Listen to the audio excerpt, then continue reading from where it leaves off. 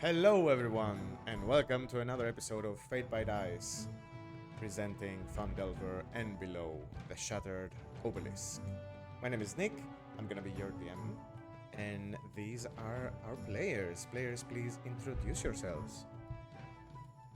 Hello, I'm Kostas. I'm playing Drawen Mahsan, a Duergar Barbarian Druid. Hello, I am Galen and I'm playing Amator, level 4 human light domain cleric of Lathander, the Morning Lord. And I am Panos, I'm playing a level 4 Paladin follower of Kellenborg. Very nice, awesome guys. So, last we left off in the last episode, our heroes successfully bantered and did something else with an undead spirit named Agatha, the Banshee of Conyberry, where they invaded, let's say, her lair deep in the Neverwinter Woods, north of the long forgotten and long destroyed settlement of Conyberry, where they exchanged some information about a spell book, a quest given to our heroes by Sister Gareli in Phandalin, and after they successfully obtained the information they wanted, they promptly, let's say, put Agatha to rest after a long time. So yeah, we're gonna begin near Agatha's lair. Let's say you guys are returning through Conyberry, or what's left of it at this point, and are now walking together with Gandren, of course, your follower for the last couple of days after you rescued him from Cragmo Castle. And you're now kind of walking through the ruins of Conyberry and are going to your next destination, which is what? Let's start with what? With that. Who has the map? I think Yes. You have them up, and let's bring it up on screen actually Okay. to see what's going on. Sort of. You are now in this area, west, on the west side of the map, over here.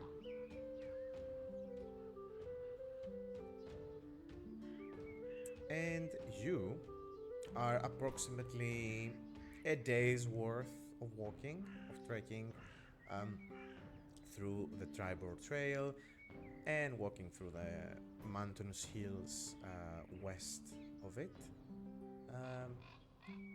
If you wanna go towards Old Owl Well or the Wyvern Tor, two places that you also have some unfinished business, let's say, you could do that.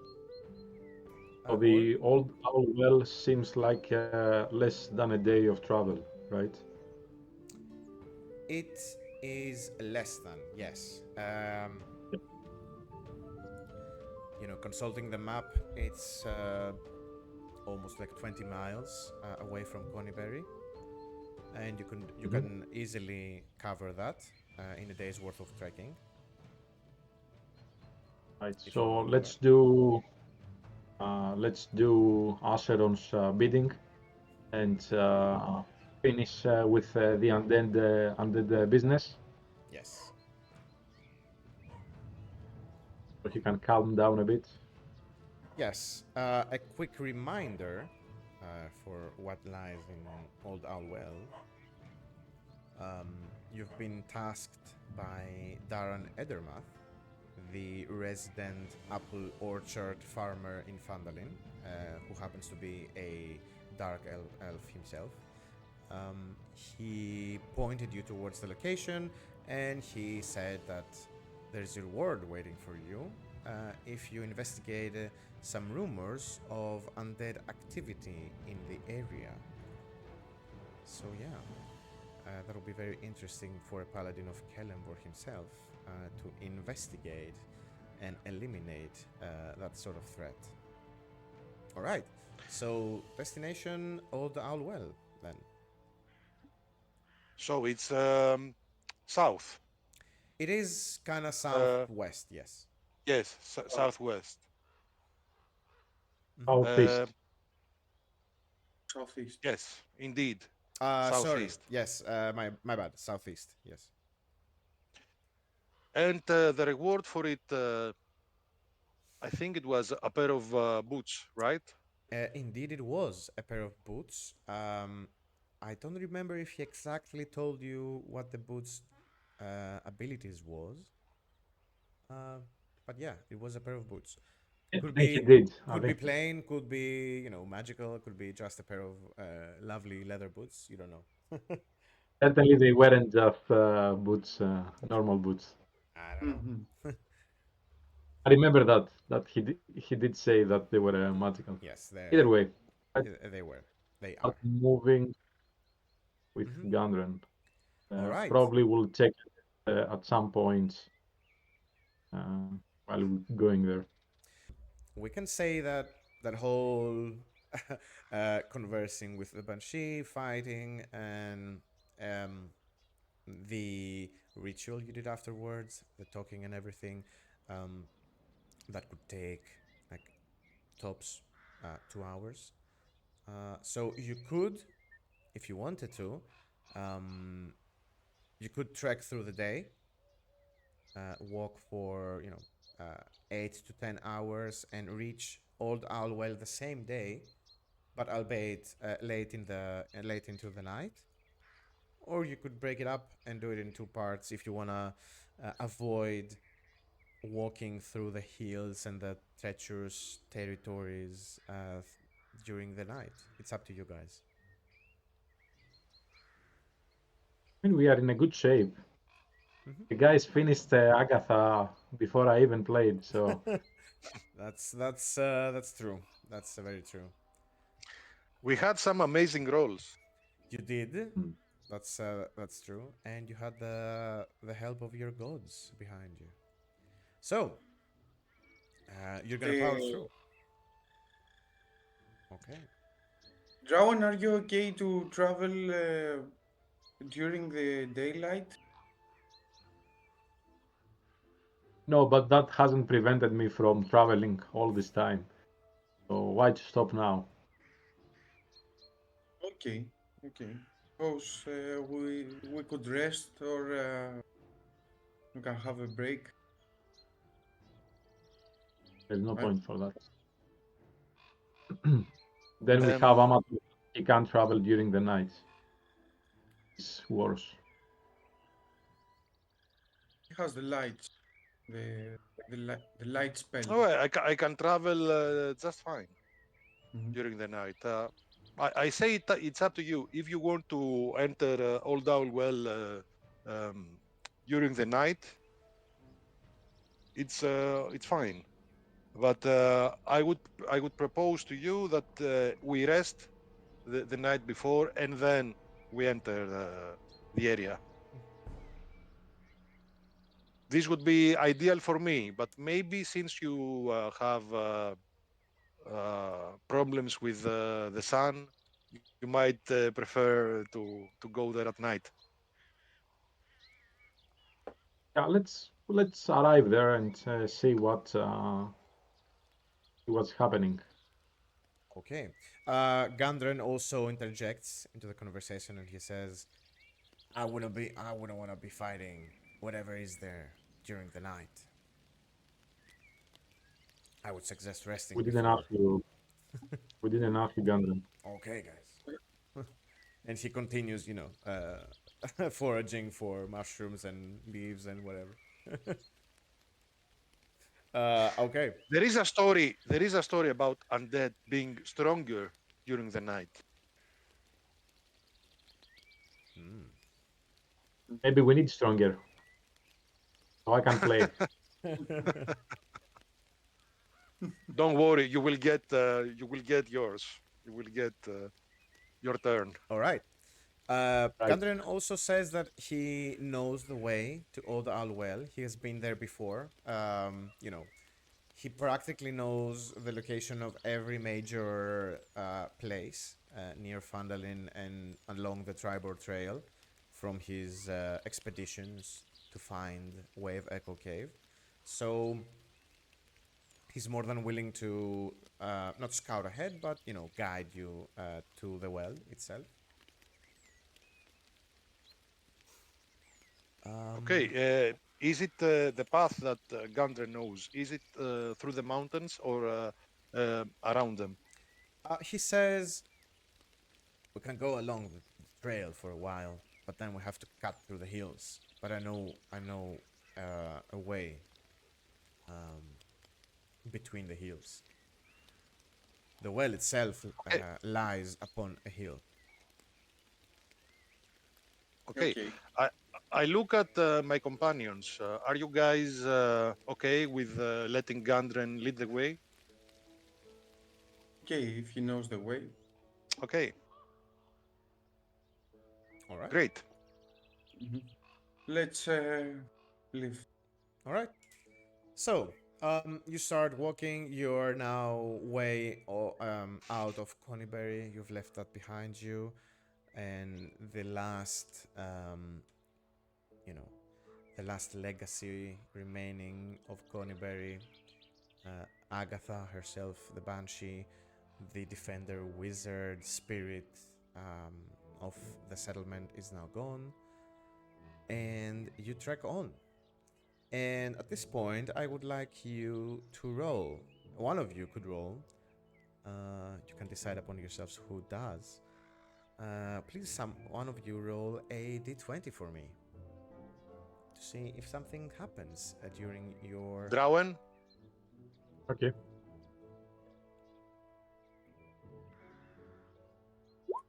There you go. Ooh, very, very nice. Very interesting. That's a 19. Yes, that's a 19. Okay, follow-up roll from you, Drawen. More horses Oh. on the road. I would like you to roll a d12 as well. That's a 4. Okay.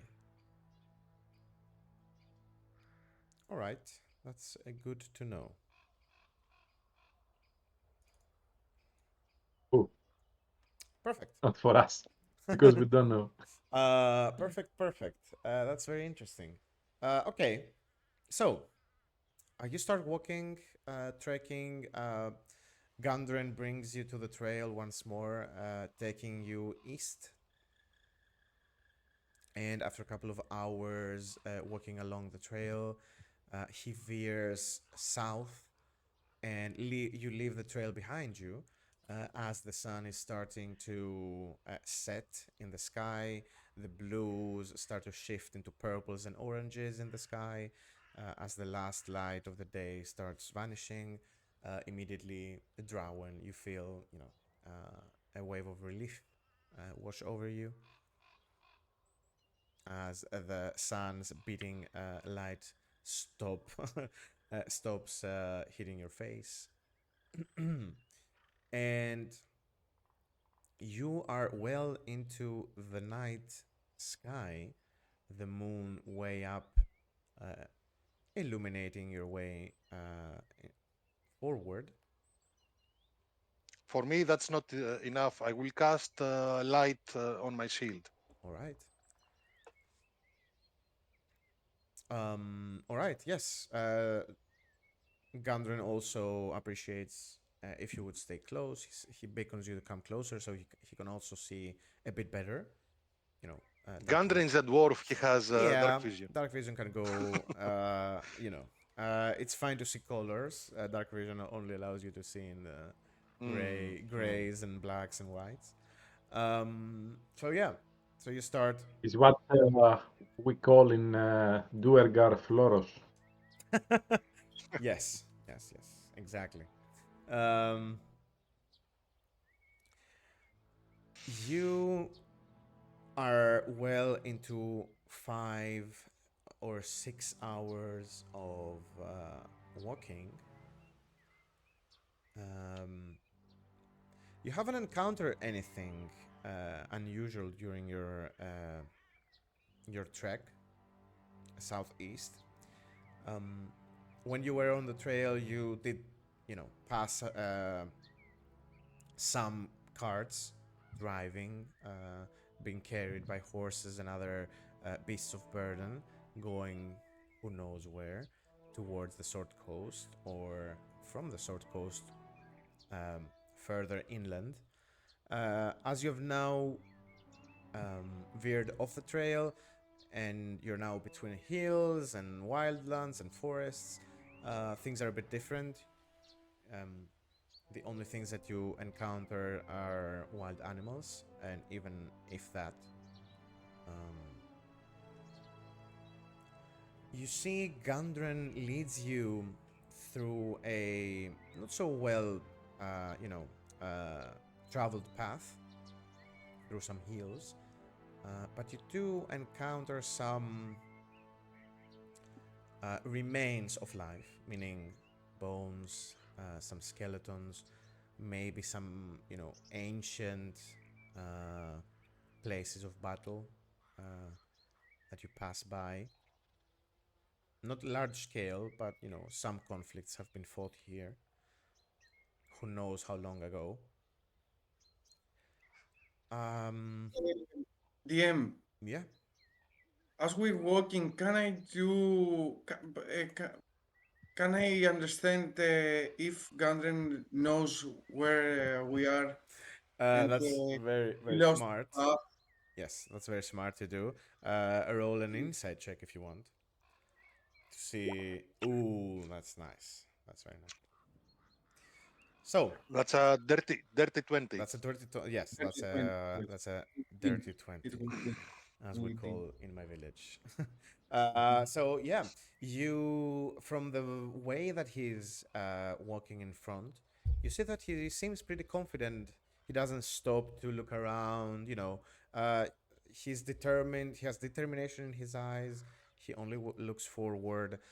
He knows all the bends in the road, and you seem that he knows where he's going. Gundren, don't you afraid for traps of goblins? It was plenty of them Mm, back in the close to the Gragmo hideout. yeah. It was also um, it was also through the trees, and they set the traps on the ground at the trees. You see, But very dangerous. as he's walking, and he doesn't look back. He jumps over a fallen down tree trunk. He says, "Much better visibility here. There's nowhere for a goblin to hide. Besides," and he turns his head back to you, and he looks at you and he says, "This is no goblin territory." And he continues walking towards the destination. Who's the territory? Who is ruling Hmm. this land? As you're walking, He. he says, sorry. Long ago, there was a huge group of wild beasts controlling the area. Beautiful, intelligent beasts, but they were massacred by a much more frightening beast, man. But now the age of man here also passed, and now this area is controlled by bandits and ogres and orcs, uh, but they're not a organized threat. There's some some bands of thieves and bandits, but I wouldn't worry about them so much. The rumors of um, the threat that we are going to face have pushed many promising bandits away, so to speak. Have you ever heard about the threat that's going on now? I visited Old Alwell before, uh, but before the rumors started. Only thing I know is that the well itself still has water after all these years, and no one knows why. Maybe, maybe we'll find out now. I don't know. Do I know something for undead and wells? Don't know. Uh, Any? that's a very weird connection to make. I don't know if anything tracks. Undead Doesn't ring being a bell. What he said doesn't ring a bell. I don't think so. No, no, no. It doesn't make Mm. sense, the connection.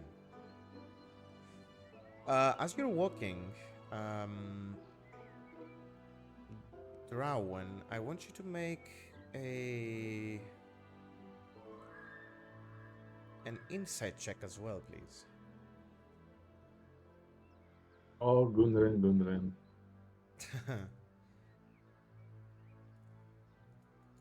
You know what? I think it's.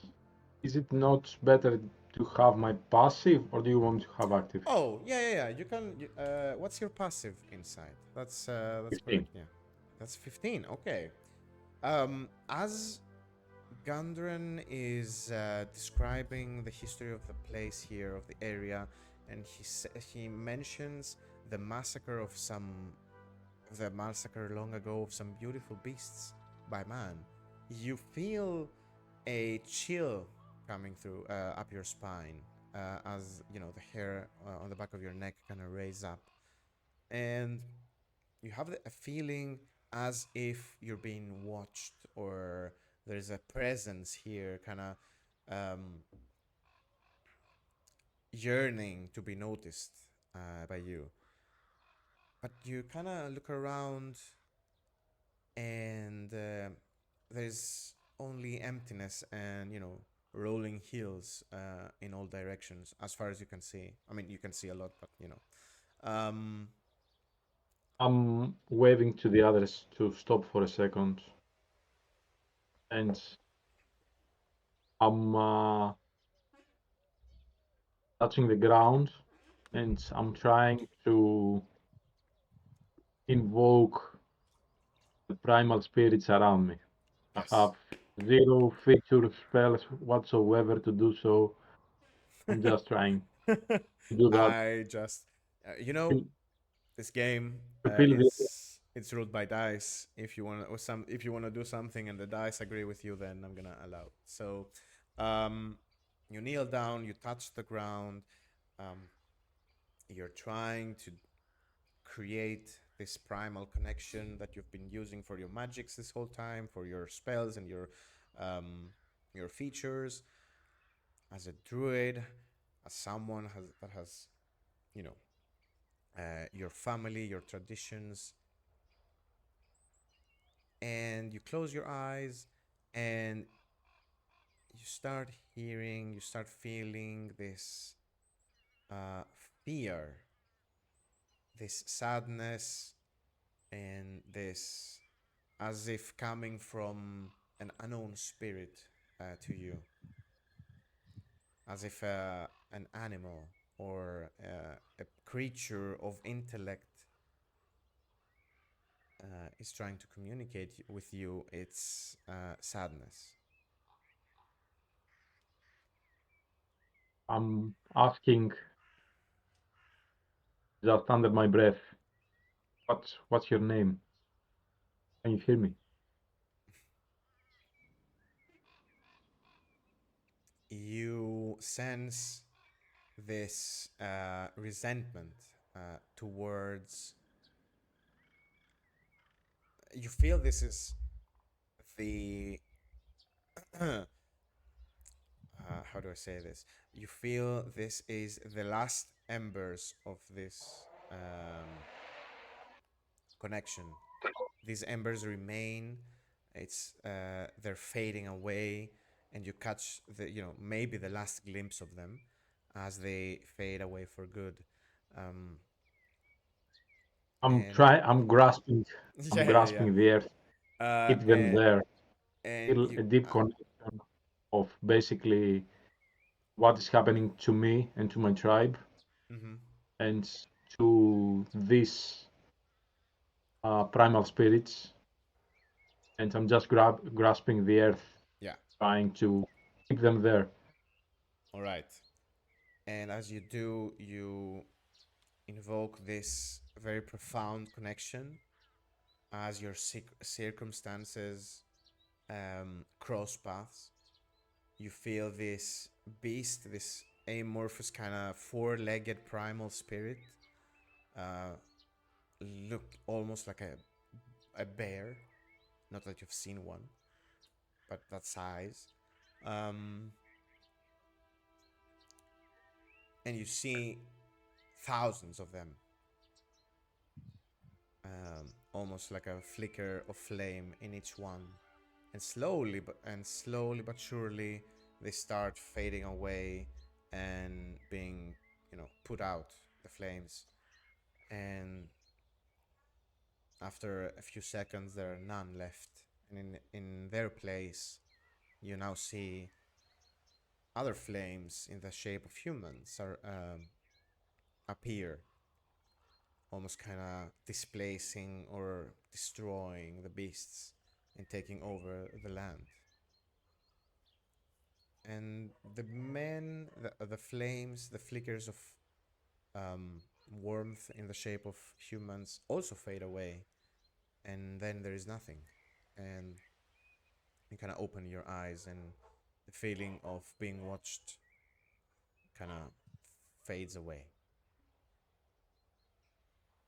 In my tribe's history, from mouth to mouth, they were talking about legends of a great bear.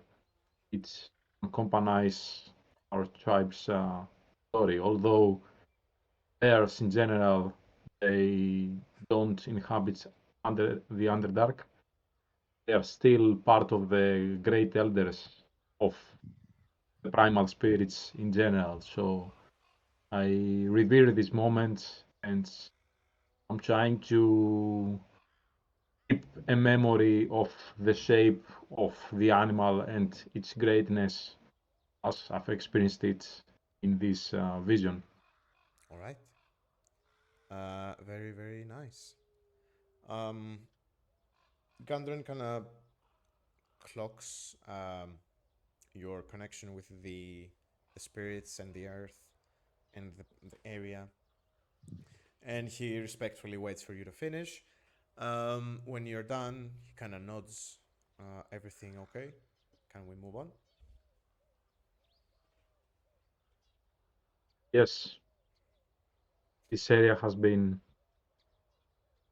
totally changed in recent times. There are still remnants of what used to be here, and the power of the entities living here, and it's it makes you wonder if us living beings, intelligent beings, we are actually uh, are we actually doing the best for this world, or we are just taking advantage of anything that we come across.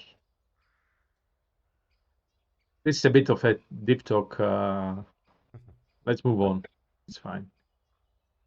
Gundren, before turning around and continue walking, he looks at you and says, "Everyone does what they think is best.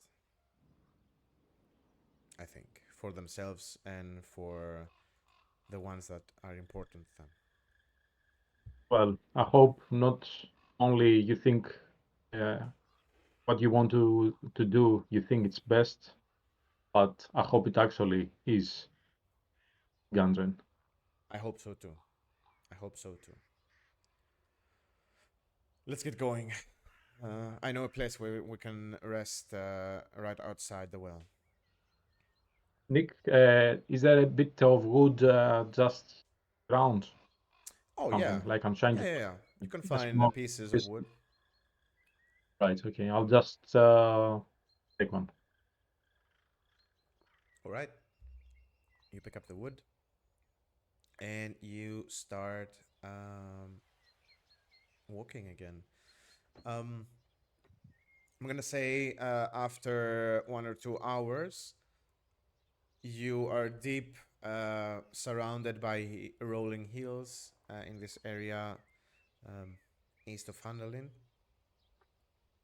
And Gundren at some point kind of raises his hand and um, tells you to stop. He kind of points to the horizon, and you all kind of, I mean, who can see in the dark? Those of you who can see in the dark. Um, also, I guess you as well, Amator. You see on top of a hill, you see the ruins of an ancient structure at this point. Um, the remains of a square courtyard fence made of stone with tons of gap in it, and in one corner of the wall lies probably the first floor and some of the second floor of what used to be a much bigger tower at some point. And through the gaps in the stone wall, you see in the middle of the courtyard there erected a cloth tent. And from inside the tent, you, Amateur, can see a very faint source of light. The rest of you, can see the scenery much more clearly. But Amateur, you can only see this light, and a bit of smoke rising up above the tent. Any move? Can we grab any move? You don't see any movement, or actually, go ahead and roll a perception check to notice anything. I Who roll one rolls? as well. You can do so because I'm gonna say it's way further than your dark vision. Roll so with disadvantage. The light from the moon is not, from the moon rays is not a lot. So everything you wanna ascertain is in dim light. I'm gonna say. Is it more So than you need a 120 feet? roll. You need a roll from each one of us. If you wanna, catch any glimpses of movement or anything. Is Even it more than Yes, it's more than 120 feet? yes. It's kind of it's probably like 500 meters or more. you said with the disadvantage, eh? Yeah. I'm gonna Okay. use one of my wild shapes and Ooh. cast the Find Familiar. Okay. 11. It's an And 11. 16 for me That's a 16 with disadvantage. with disadvantage. What are you doing exactly, Drawen? Are you transforming into So, something? I'm using my wild companion and I'm casting Find Familiar. All right.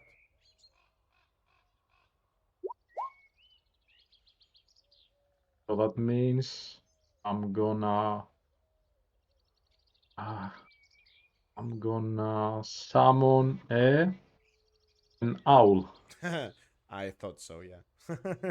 That's very fitting. Let me see. Do I have an appropriate name for an owl? No, it's just an owl. All right. Oh, sorry, there is this one. It's cool. Cool. Yeah, with a All K. right. Very nice. Very cool.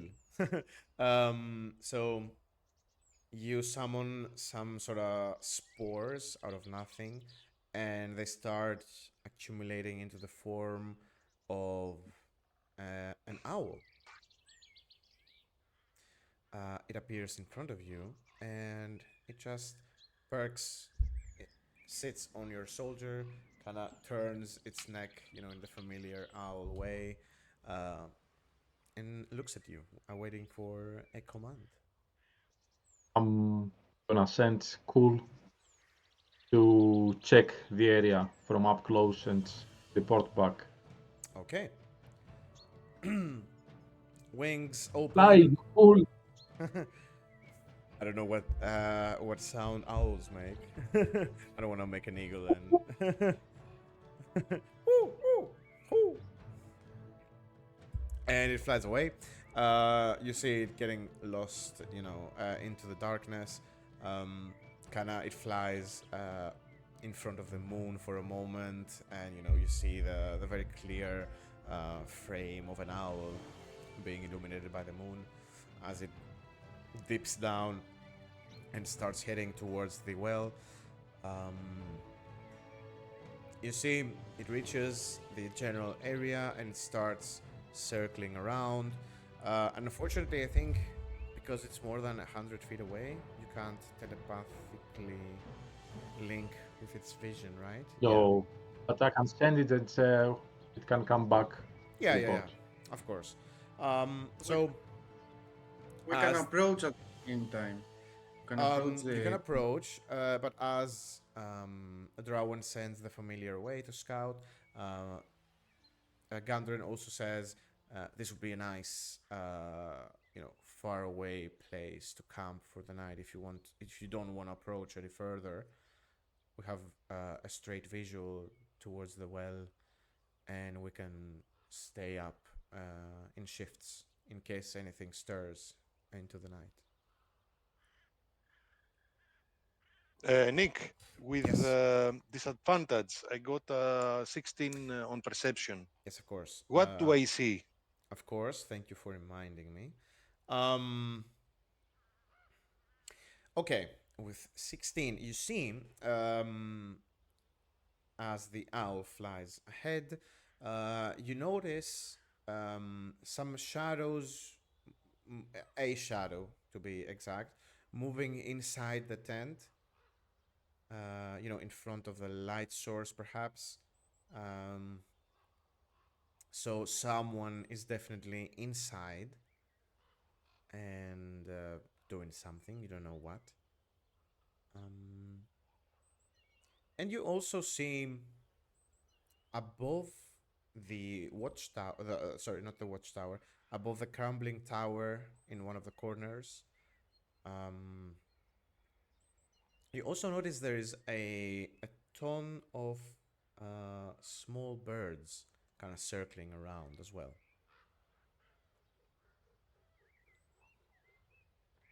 Like crows? Maybe a bit. Yeah, maybe some crows, maybe some bigger birds as well. Okay. Some perched. You see, Amator is pointing at the light in the distance, and he tells Drawen and Acheron, I've never heard of an undead needing fire to see or to keep warm at night. That's quite strange.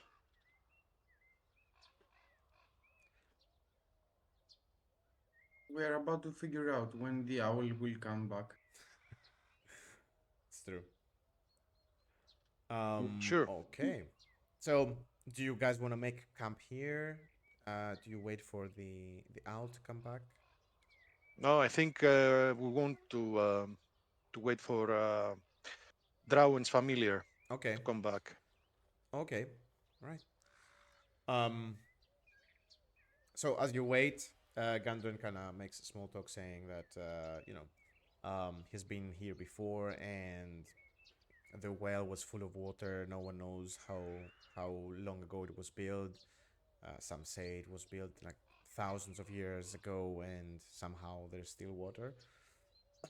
And in the past many people have tried to unveil the mystery of how the water kind of stays in the well and that it doesn't dry up, but no one has figured it out.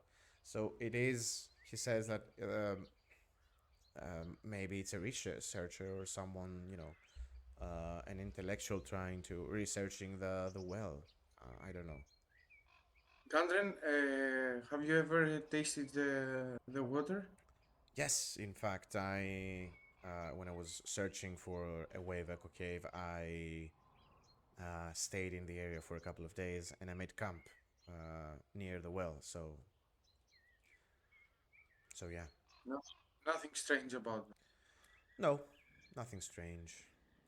I would say. I don't know. Maybe something happened. Although it kind of hurt my stomach for a bit for a couple of days, but you know, Get it? only that. Yeah. All right. So as the conversation finishes, you see the owl heading back, the two huge eyes illuminated by the moonlight, and it flies, and it lands next to you. And now you can also telepathically bond. It kind of looks into your eyes, Drawen. And as it does, you seem yourself, being absorbed by the eyes. And before you um, peer into what the owl actually saw and heard and perceived in, around the well, you see maybe a glimpse, a fleeting image of the beast you saw before. Now, like a beast, more defined, uh, almost like a bear, but you also see some feathers on top of the head and a beak, almost like the owl that you're now, intensely watching. All right, but then Wow, that was that nice, man. that fades, and you see some images from above, almost like a drone, footage. um, and you see the square courtyard. The walls crumbled away. In the center, you see this square tent as well with a light inside. You also see some movement inside the tent, maybe because of the shadows that it casts on the walls of the Did, canvas. did the owl see, did cool see what it was inside the tent? Inside the tent, I'm gonna say no, because um, you saw the tent itself very close to the tent inside the courtyard. Um, you also see, a very, classic circular well with a wooden beam above it, like a hole into the ground, raised up a couple of stone bricks around, and above, the wooden beam that supports a bucket that you can lower inside. And when Cool tried to approach the watchtower and maybe peer inside, unfortunately, you see one of the birds that's circling around it kind of veers off and starts heading towards Cool and maybe pick a fight or something. So Cool didn't have a chance to see what's inside the tower. Um, but as it started to head back, you see through its eyes a figure kind of through the one of the walls of the tent outside and step out. And you see a, let's see now. Okay, you see a very gaunt, pale white skin, a humanoid figure. Um, Draped over the shoulders, you see a deep red robe as it goes towards the well. And when it reaches the well, it pulls back the red hood, and you see a shaved head with a weird tattoo on it. And cool continues his way, sorry, back, and you pull back, and you see once again the two huge eyes of the owl staring back at you. Is this communication being done telepathically? I think so, yeah. Okay. Either way, I relay what Cool saw to the rest of the group, Mm-hmm. and while I do so, I ask Cool Mm-hmm. to go to a nearby tree, the Mm-hmm. tent, and observe that thing for a while.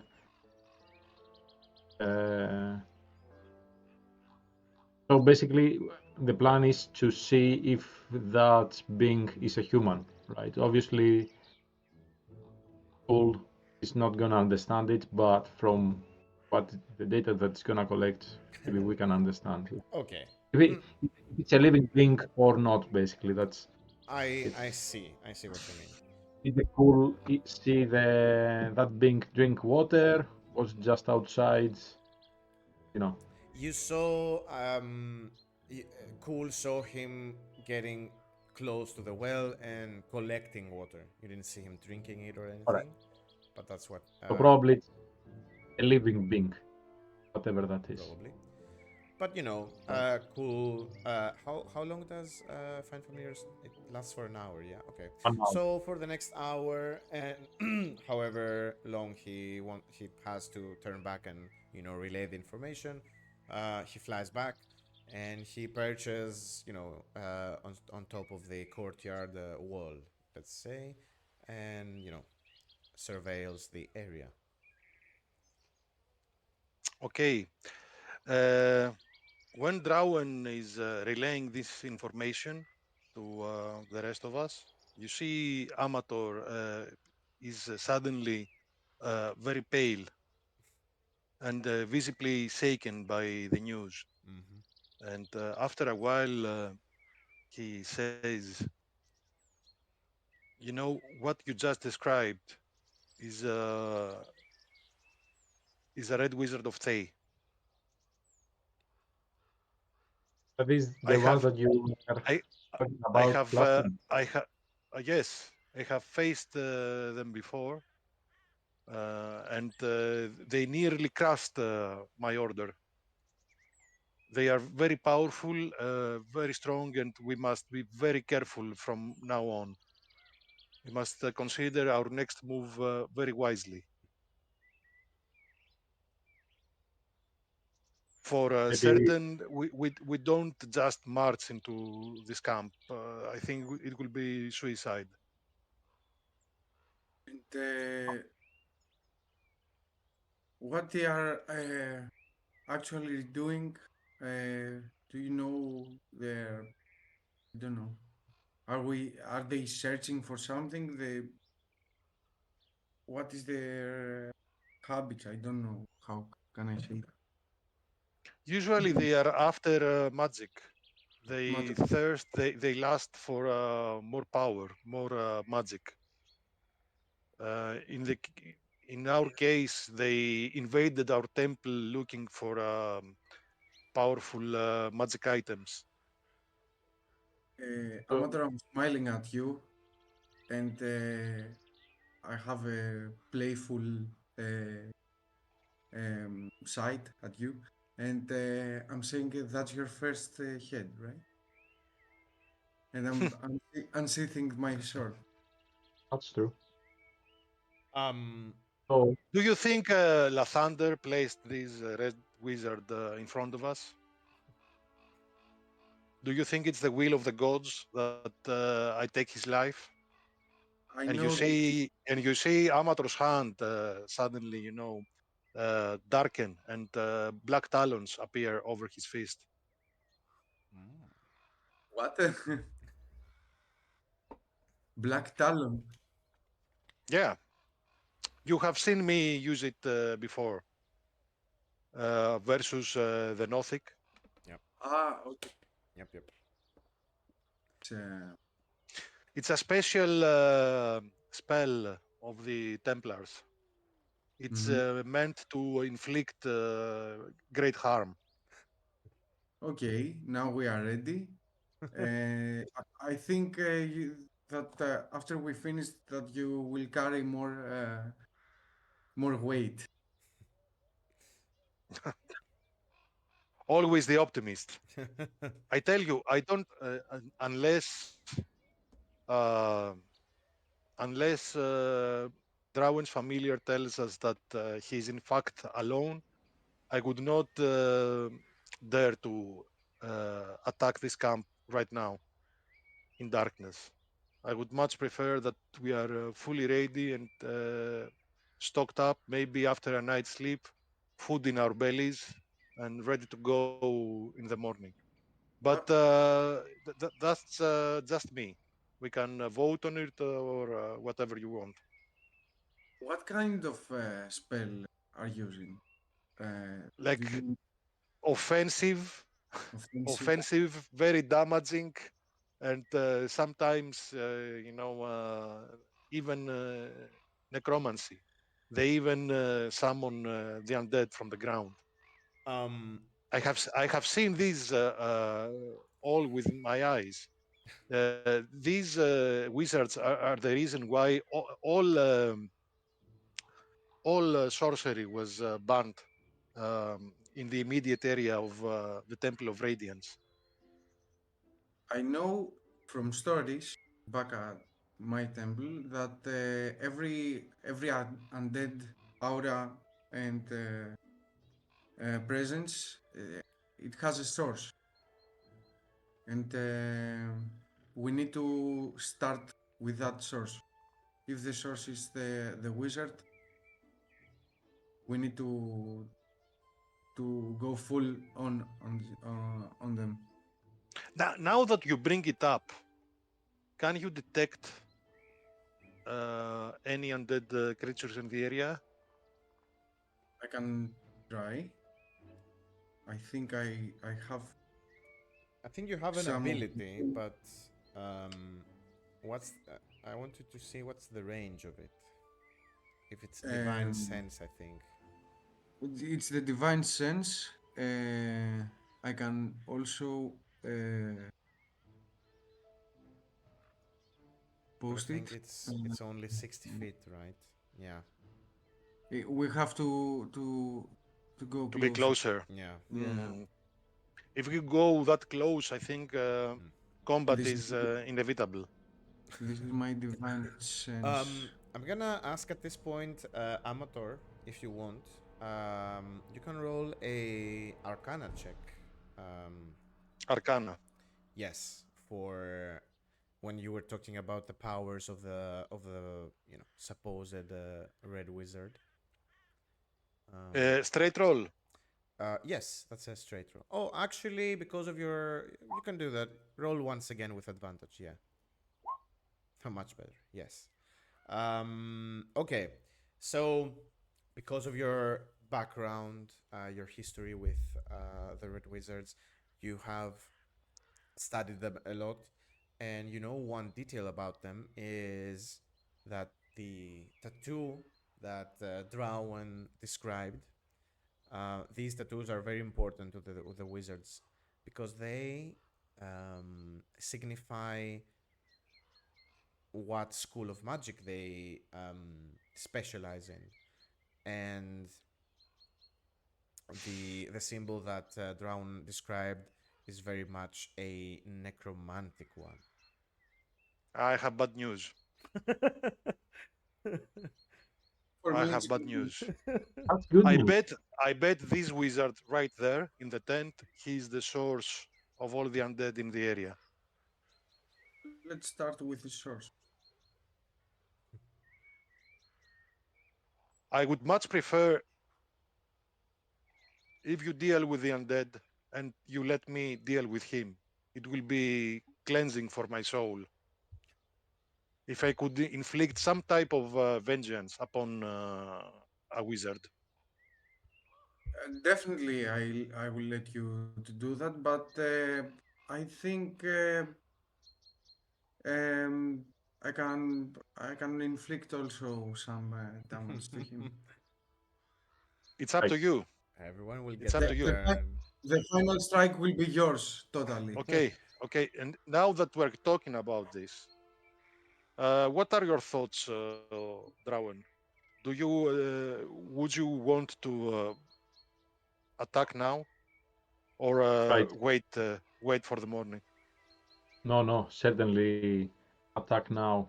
Uh, we are quite healthy, uh, and there is no point to wait until the morning. Let's use the nights. Like these wizards, they are humans, right? So they have the same limitations as you have. But obviously, Yeah. for me, Amator and Gundren is gonna be, we are gonna have advantage towards them. So Okay. let's Can, strike can, now. can you give But me? Can you at least give me 1 hour to eat something, rest my feet? I've been walking all day and I'm in no condition to fight the red wizard. Just give me 1 hour and I will be ready.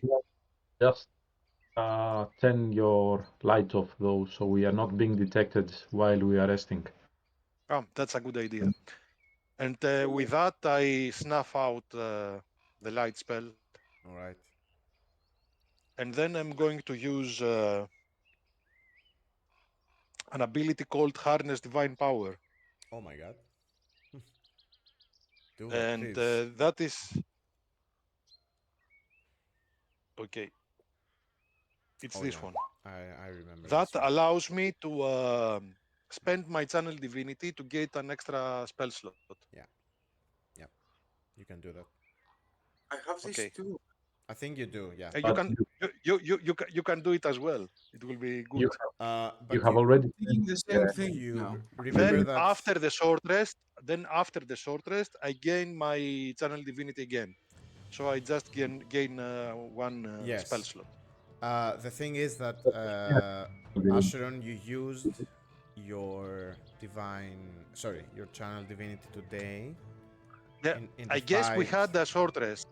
I Yeah, guess we had a short yeah, rest yeah. before You can you can say going. that. Yeah. And I'm doing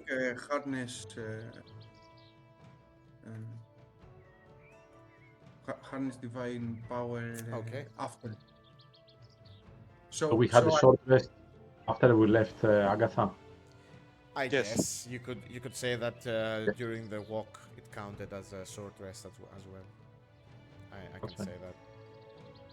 for me it's a short rest to burn everything actually, Drawen. That's how you relax. Yeah. Okay.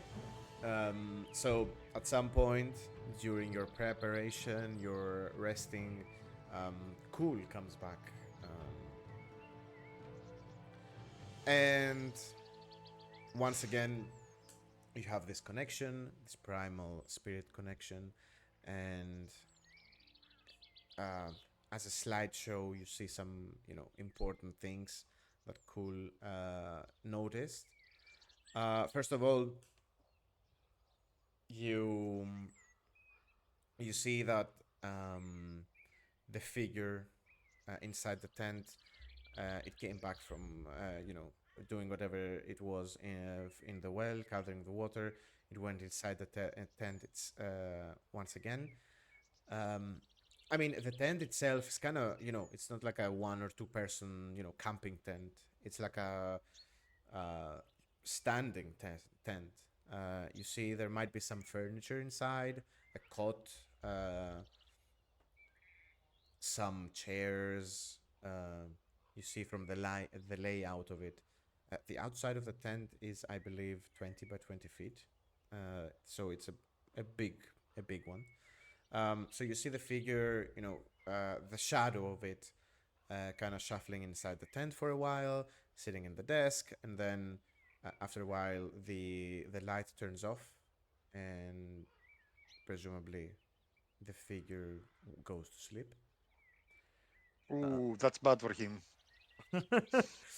um, and after a couple of moments, um, Cool kind of turns his head, and you see that from inside the tower that is being circled by birds above, you see there is an opening, a crumbled wall, and from inside of it, uh, you see some figures kind of shambling and starting to walk, kind of spreading inside the courtyard surrounding the tent, slowly but surely.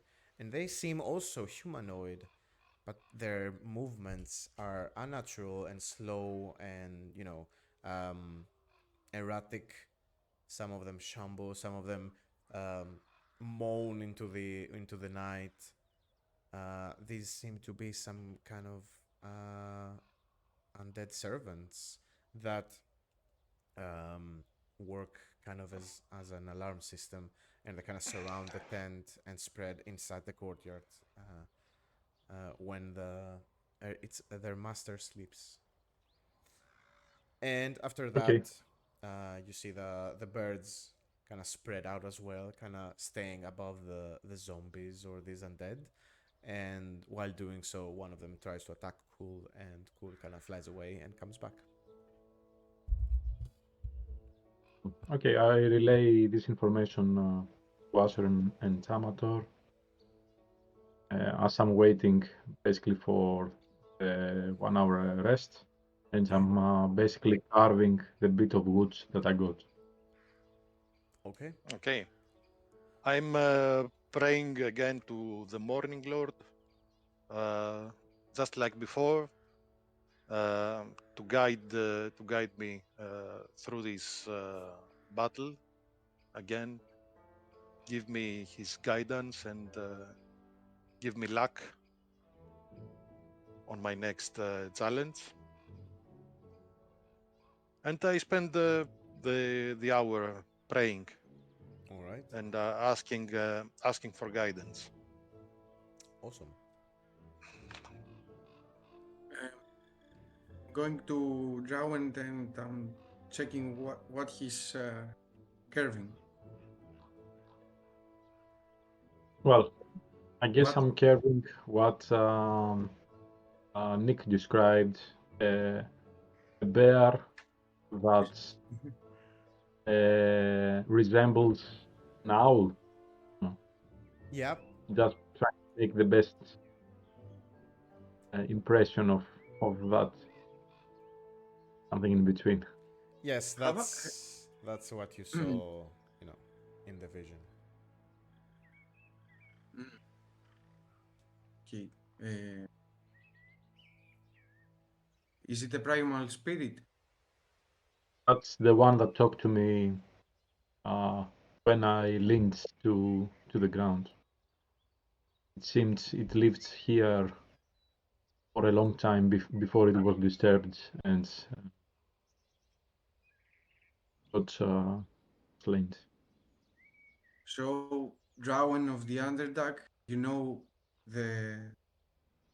um, the people that killed the animal, so it gives you an extra motivation.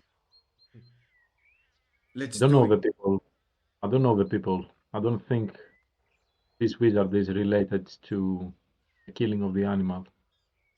It seemed like people like you and Amator, just normal humans or whatnot, led to the. You can say that Uh, I'm normal, that I seem normal, but I'm not so normal. I've noticed that, but I don't know if it comes from your uh, love of God of Death or it comes from a different source. Maybe you can tell me actually, now that we talk openly about it. What's in with you? Uh, Right. They change color. You can see in the dark. That's not human abilities. yeah, we need a table, two beers, and some music to describe you the whole history uh, of my heritage. Let's make it 4 beers. As much as you want. But you see, we need to start from somewhere and find the reason that these animals are gone from this land, and we can someday we can try to give to this place the previous pride and glory of the old days. Actually, nice to hear, although I have zero relation to the upper world, I still feel pity for beasts that they got vanished from the world or from a certain area. We should, as much as we can, we should all live in peace, except from undead and aberrations. Nice that you pointed out. And also, I'm usually giving a vow about that, but I'm not very familiar with animal spirits, so I will give you uh, a chance that we can bring back the formal glory of this place. So, Mhm. Who if you knows? don't want Maybe my one vow, day. and I'm very serious about that. I'm really regretting that I'm saying to you that I cannot give a vow for that. Relax, relax, Acheron. I know that you love vows.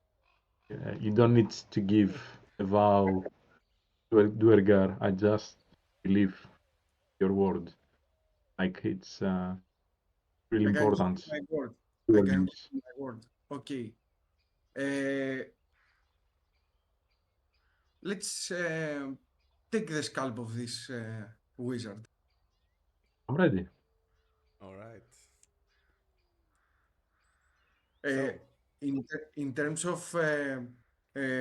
conversation with Drawen, I'm speaking his language to crush heads, to cut necks, and yeah. When I'm speaking with Amator, I'm more you know, like, more oh, the divine powers clerical. and Yeah, everything, yeah. yeah. But I will keep that way, I keep love it. it I that love way. it. With Drawen, I'm more like pre, uh, primal, like Oh, yeah. These are, the relationship with your two fellows are the two sides of your character, perhaps. Each one kind of works with with a more, aggressive one with a more devoted one. yeah. I like With Drawen, you can speak about the joys of torture, that. Yes, Ah, My it's favorite yes. subject. torturing hostages, captive goblins, NPCs. No, who does that, man? What's I don't know Amator? what What? you're talking about. Um, Apparently, there are all those undead creatures. They are surrounding the tents. So, well, obviously, your power that Lathander provides to you, that I've seen that you worked a couple of times now, is obviously the best solution to get to the wizard inside. But obviously, that's gonna alert the wizard. You have another plan to infiltrate. I have, if you want to hear it, I I was Yeah. have. waiting. Can I count on you guys though? I would need you to keep away the undead creatures and let me deal with the wizard. And I will tell you exactly how I want to do it. As we approach, I'm going to put a field of magical silence over the tent. If he's sleeping, he will not even hear us approaching. But And then I will enter the tent and face him with the wrath of Lathander, while you will keep away the creatures. will he hear us to battle the creatures? He won't be able to hear anything. Nice, nice. I won't be able to cast any spells as well, but at least I will have the might of my spiritual weapon, Lightbringer, with me, and this. And you see, Amator takes from his belt a dagger and he flicks it in his hand. Ooh. Getting Uh, close and personal, I see. You can Drawen count on smirks me. as he sees the dagger. It's like he's, you know, thinking You, that it's just a dagger. It's a small thing.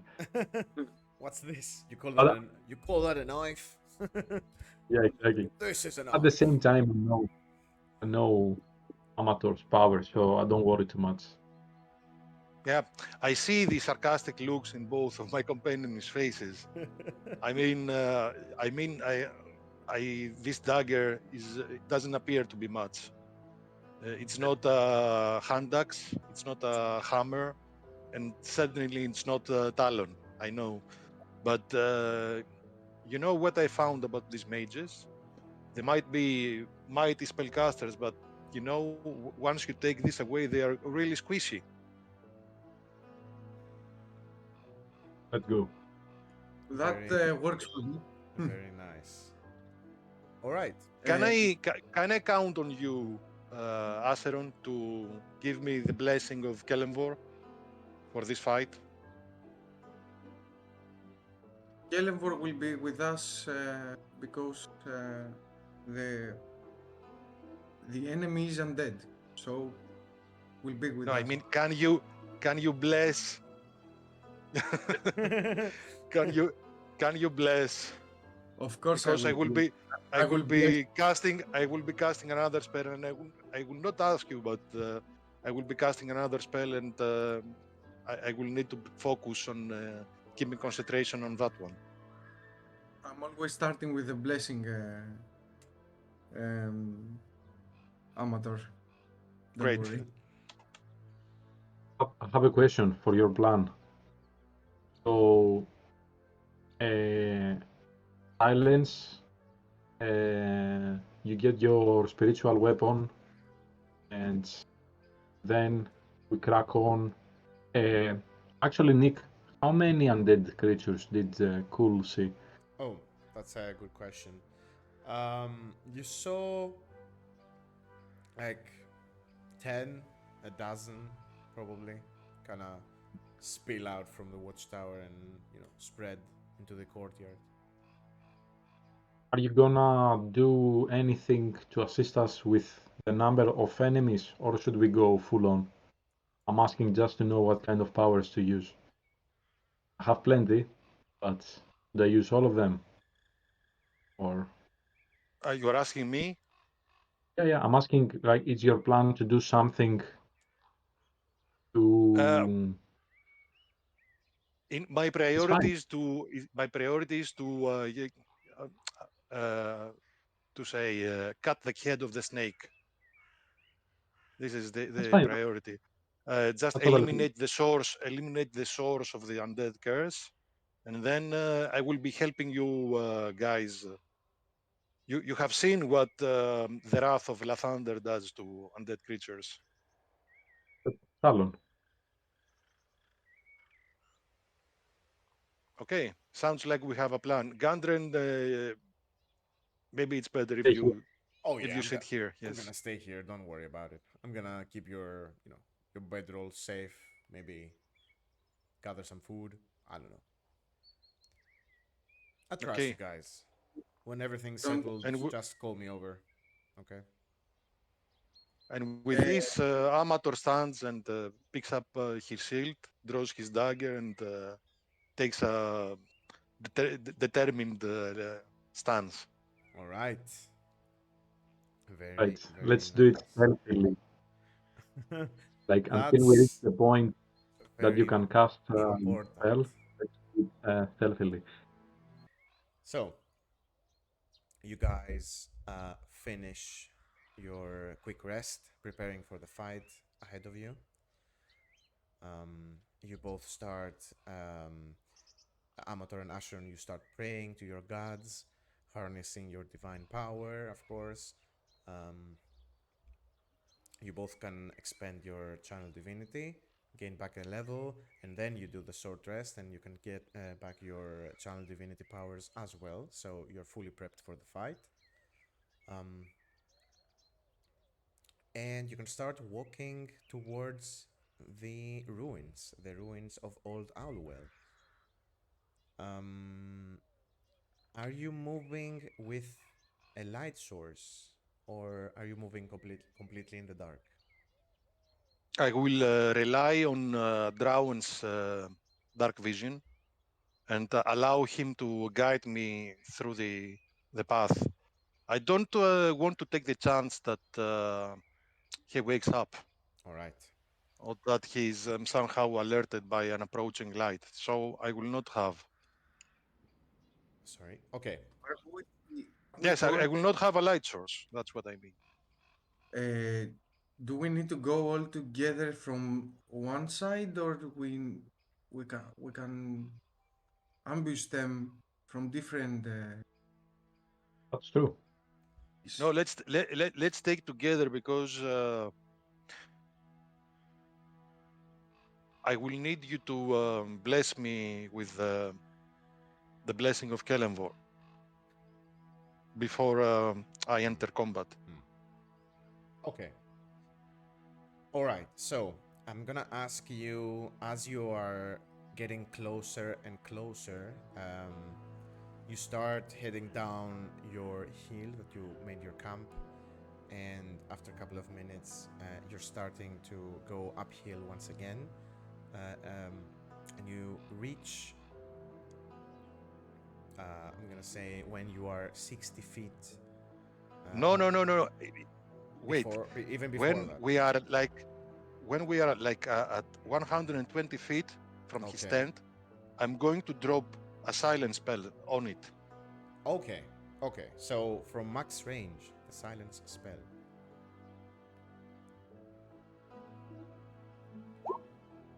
Ooh, very nice. And that's a 20-foot radius. Wow.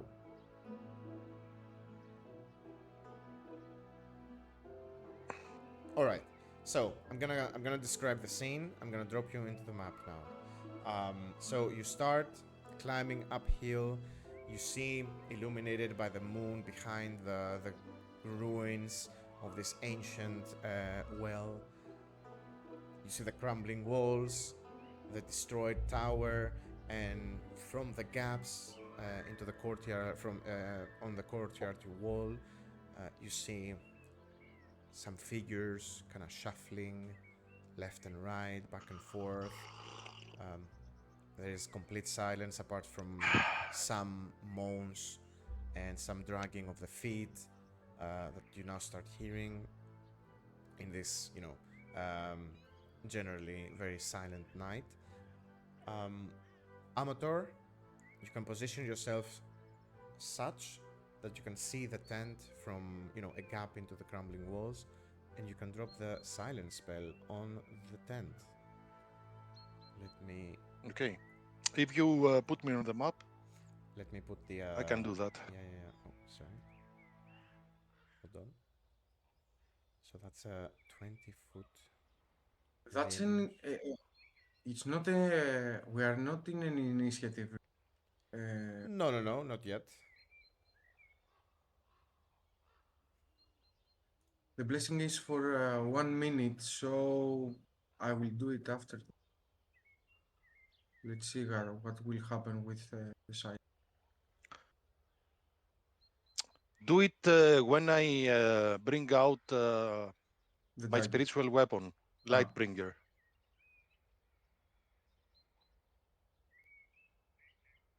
DM, you hear it? Yeah. One moment.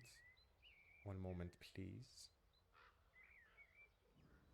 We still need to go there stealthily because the zombies, they could probably see us.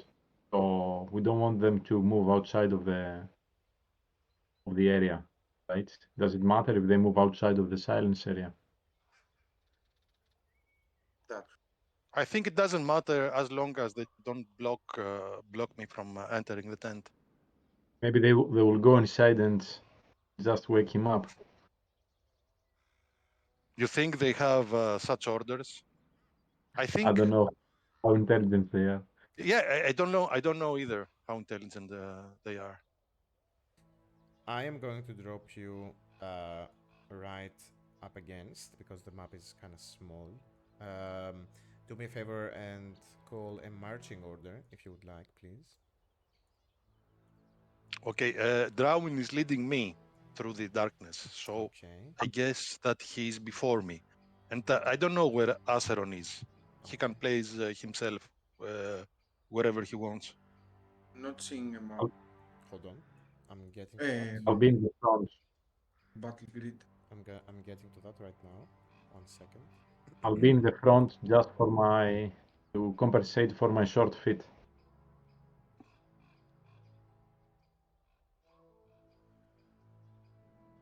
Okay. Let's move you guys here. So Drawen is up front. Okay. So I'm at this. No, this close to the guy.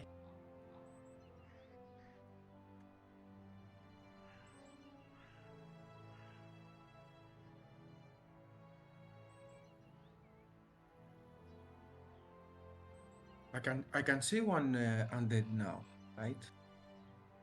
How many feet? My dark vision goes. So I can see it. you drop as you are heading up the hill. You drop the silent spell. I'm guessing center it on the tent. On the tent. All right, 20-foot radius. The tent is inside the courtyard. If you want, you can go to the sides, mostly to the western side of the crumbling wall, where there's also more openings that you can, enter from if you want. You can see them while you're getting up the hill. And as you are approaching more and more, the sound of this cacophony of the undead creatures screaming and howling into the night gets louder and louder. And when you drop the silent spell, some of them, quiet down. You hear some. Yeah. They are next to the tent then. Yeah, some of them kind of shuffle around the tent. You see the birds that kind of circle around as they pass through the area where the silence effect takes place. Their croaking and screeching kind of stops for a while, and then it resumes when they fly away. And as you get closer and closer, I think this is where I have to ask you all for a stealth check. Right. So the moment that Amator casts his silence, I'll activate my symbiotic entity. Okay. I look at Acheron for the blessing of Kellenvor. Waiting for the spiritual. The spiritual weapon. Okay. Now, let me ask you this: Yes. we are in darkness. Um, we know that he's a human, Mm-hmm. so no dark vision, Mm-hmm. and he's in silence. So there is no possibility of him hearing us. Absolutely no. Do we get advantage? I mean, there are also more creatures, other than the you know the wizard trying to perceive you. So you're not getting advantage, but the DC is much lower because these creatures are not very perceptive. Okay. So I roll with a disadvantage because of my armor, right? Oh, that's true. And everyone else that also has an armor that opposes disadvantage rolls also. I don't know if Acheron you also roll. Yeah, he does. Okay. I mean, you are sure Chainmail, I think. you're Chainmail. you're I sure think I that have the advantage. wizard, yes, heavy So a armor. straight roll. That's a So a 4. straight roll. 4. It's a 4 for me. Too bad because the other roll was an 18. Oh boy. If you're wearing a chainmail, Acheron, you also roll with disadvantage. And -1. And a -1. Acheron, you can lead. Oh my god. Yes. That's it. So, okay. You start, uh, climbing up the hill. The incline must be much steeper than you have anticipated. So when you reach the walls of the crumbling owl well, you're all kind of huffing and puffing from the exercise. And I'm gonna say, okay, who wrote the lead? Okay, to Acheron. Acheron, as you get close to the wall, kind of lean against it and kind of try to pick the corner to see, some of the area inside. Um, you place your hand on the wall, kind of lean over, but you know the walls here have been standing for who knows how many years, maybe thousands of years. So one of the stones kind of slips and falls to the ground in front of you, and it kind of thuds in front. Um, and you look over, you look on the towards the rock, you look over, and you see some of the zombies that some of these undead, rotting flesh creatures kind of turn towards you, their attention now locked into you. I'm gonna say some of them didn't hear you because they were inside the silence, but some of them, in fact, did. And It's good because we drag them out. yeah, exactly. This is what Asher is thinking.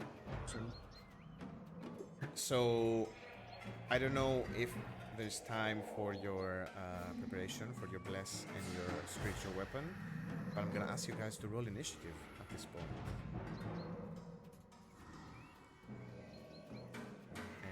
Okay.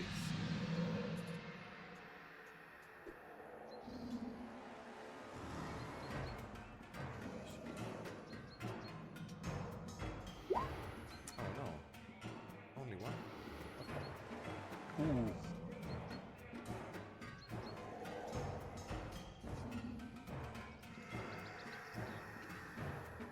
Come on.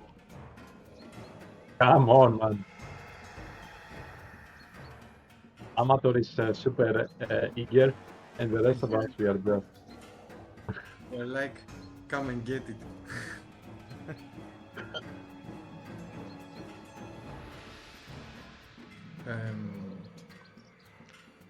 I'm going.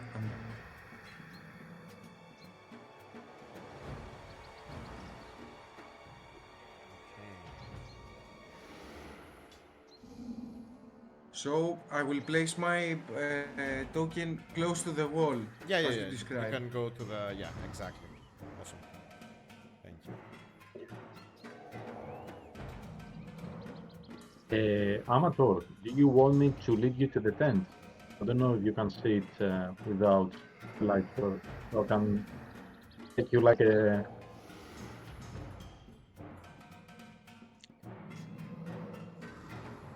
Right now, I think I will find my way to it. Right? I mean, Okay. it's not total dark. I assume there is a. You said before there is Yeah. a moon on the sky, Yes, exactly. and I already placed my silence spell on the tent, so I also assume that I was able to see it. Yeah, it's this area is now dimly lit from the moonlight, so lightly obscured. Counts and perceptions are with disadvantage. But you are the first one to act, Amator. As you hear. Where is the tent? Oh, the tent. Let's see. Can I place? I mean, right now you can't see it. It's right here, behind the wall. Where? If you can see my ping. Yeah. Pinging. It's still too far away. Right? It's far away. Yeah, yeah. From where you are right now, it's pretty far away. It's like 40 feet away. It's only 40 feet away. That's not far away. I mean, yeah. It's from where you are. It's kind of 50 feet away. Okay, is this wall high or low? You can't see I mean- over it. You have to peer. You have to enter the courtyard or go around and find another opening to see inside it. If you want.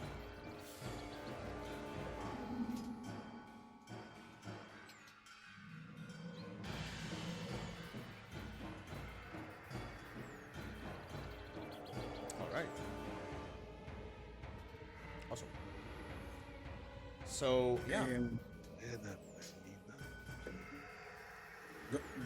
Don't go far away because you No, need to- it's too late. I know that I told you I needed the Oh. I needed the blessing, but I'm dashing. I'm Okay. dashing towards the tent. I'm not taking any chance that he leaves the area of my spell. Okay. So I ignore you're- the undead. You're dashing. The undead, though, as you're, running through them, they do notice you. They might not hear you, but they do see you. So these are also going to join the initiative right now. Oh, this guy doesn't see you, I think. This guy also doesn't see you. So three more enter the initiative. And okay, so you find the tent. The opening has been closed shut. You push that aside and you enter this tent.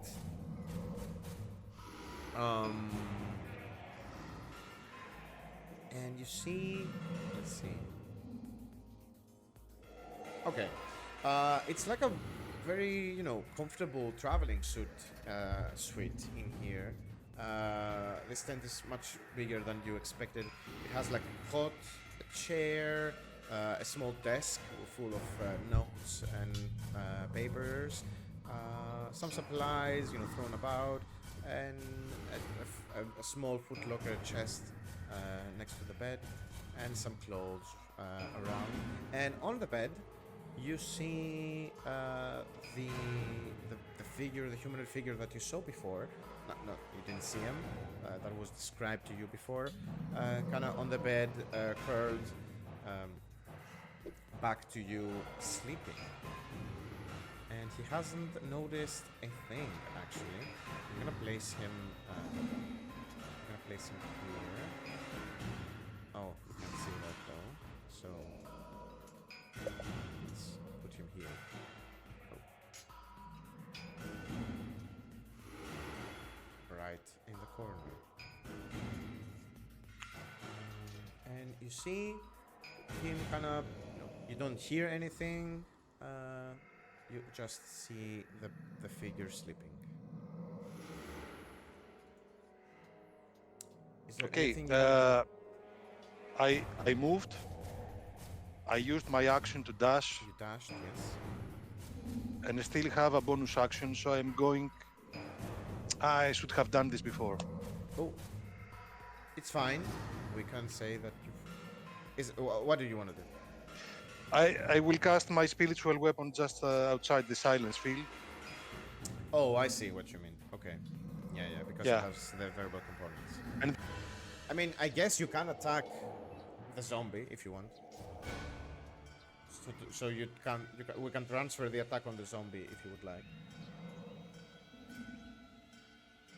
That will be 5 points of damage then to the zombie. It's not a crit. It's just Yes. what? It's 6. No, Six it's points. 6 points of damage Awesome. done to the zombie. Okay. So you drive by, you bonk one of the zombies, you open the drapes, you enter, you see your target. He's also still, hasn't realized anything. He's sleeping soundly. But you have now kind of attracted the attention of the zombies around you. And it's their turn now, one by one. Okay, so interesting though. Spiritual weapon kind of blocks the path as well. Not so much though. No, it doesn't occupy Yeah, a square. They kind of, but they, the zombies respect the aura of it, its presence. So one of them is gonna come here, kind of shuffling silently towards you, and it's gonna. Sorry guys, I need the power of love. The power. Yes. Oh. All right. As you enter the tent, Amator, you see one of the undeads. Its rotting fist, kind of the bones protruding from the under the flesh. It bonks you. It's tries to slam you. Okay. My reaction is warning flare in his face. Ooh. So he attacks with So disadvantage. disadvantage. Okay. Warding Flare is a feature, right? It's not a spell, so it doesn't have any. Also, it's a feature. Yes. Okay. Okay. Warding flare it is. Okay. I'm gonna say though that the flare, before you do that, it is actually a flare. So it kind of creates a big ball of light. So it might have a chance to wake the wizard. Okay. Are you sure you want to do that? I mean, it's aimed at the opposite side. It's of aimed at the sleeping opposite wizard. side. So yeah, I'm gonna say you can do that with no danger of waking the wizard up. He's Okay. soundly asleep. Okay. He's drooling. Okay. I'm going. So the attack is with disadvantage, and it misses you with a 5. Okay. One Nice. slam. The second, I'm gonna say these zombies here, 20 feet of movement. They start coming closer to Acheron. 5, 10, 15, 20. This guy doesn't reach. This guy.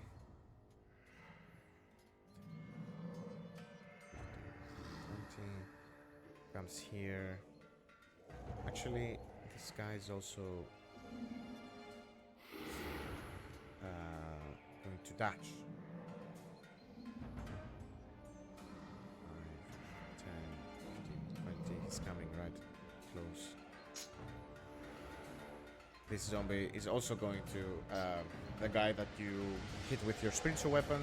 The zombie, Amator, he turns around and tries to attack you as well. That's another slam attack. I Yeah. have an armor class of 19. 19 is way higher than what I rolled, which was a 10, so it misses you as well. Actually, your Lightbringer goes and parries the attack of the zombie, as at the same time you warding flare the other one. This zombie here is going to do a sneaky move.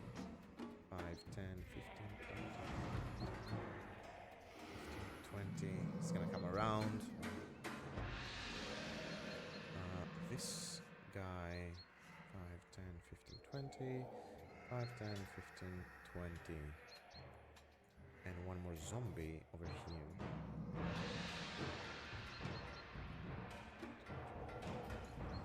It's gonna stay right there. All right. So as some of the zombies you hear some of the zombies walking towards you, Amator and you see some of the zombies walking towards you, Amator, Acheron and Drawen. You hear yourselves getting surrounded by a horde of zombies as they start getting closer and smellier. It smells like rotten meat and death and decay. And Drawen, it's up to you now. What are you doing? Drawen feels a really nice feeling at this point that he almost has his back next to Acheron, fighting hordes of undead that they start surrounding him. He has a twisted sense of having fun, but at the same time he feels a bit anxious about Amator that basically disappeared, and we've lost contact with him. We don't know what's happening. But either way, what I can do now is smash them as hard as possible. So I'll get my maul. I'll rage and rush forward to the zombie in front of me. All right.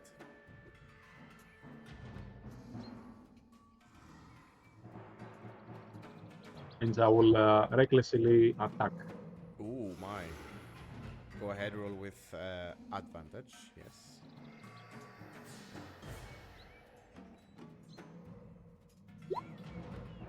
Ooh, That's only a 14. I mean, this is like a punching bag of rotting meat. It doesn't move fast.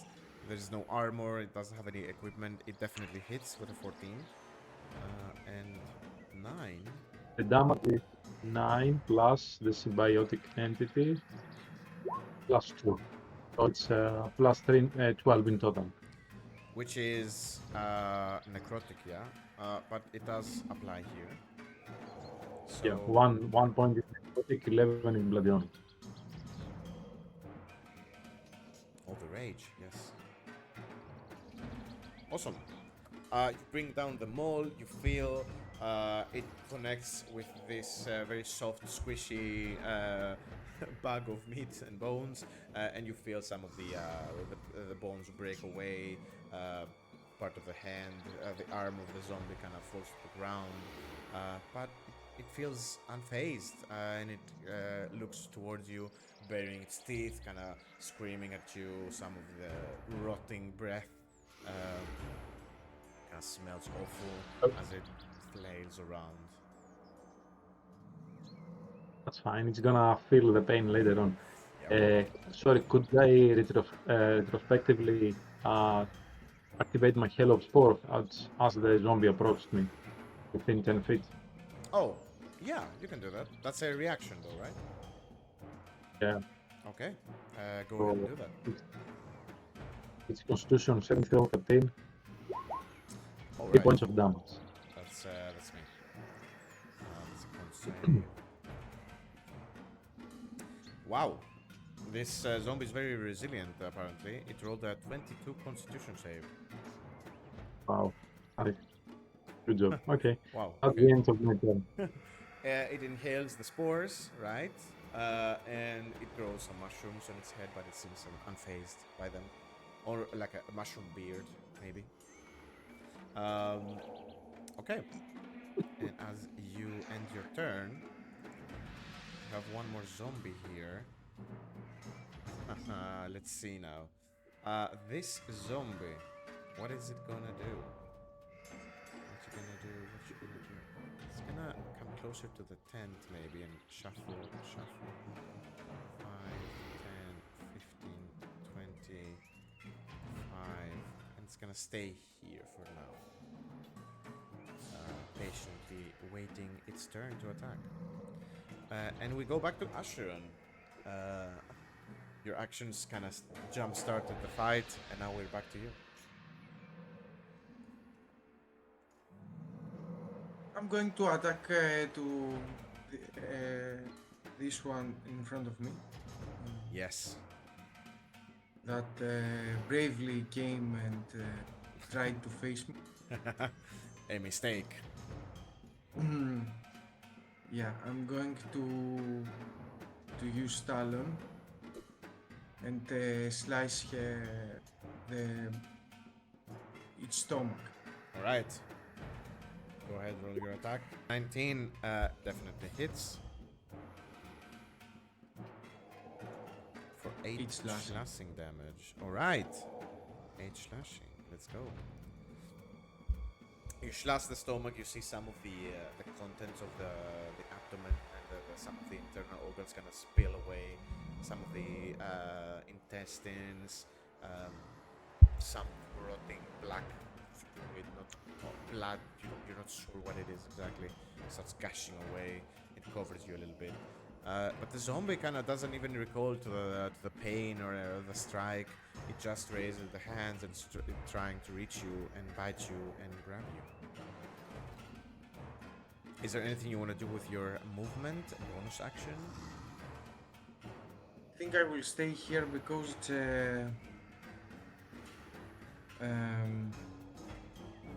it's a good point here because the zombies can approach me and leave Amator to do his thing. Okay. And also I have the support of Drawen, so I will stay here. I could use my bonus action to bless or buff the guys, but I think we are at an early stage. Early stage. Yes. And also, if you do that now, it might not reach. Oh, actually. Yeah. Amator here. It's kind of far away, Amator. Yeah. You don't require line of sight, but you do need. It's 30 feet radius, so you're not gonna get Amator. Okay. After your turn, we have one more zombie here, which is gonna approach you as well. 5, 10, 15, 20. It's gonna come here and try to slam attack you. And ooh, oh wow. I think it hits you with a 22. That's amazing. It rolled at 19 on its, and it's 7 points of damage. 7. That's a big hand. You see, it must have been a very big guy before he turned into a zombie. It's a lumberjack or something.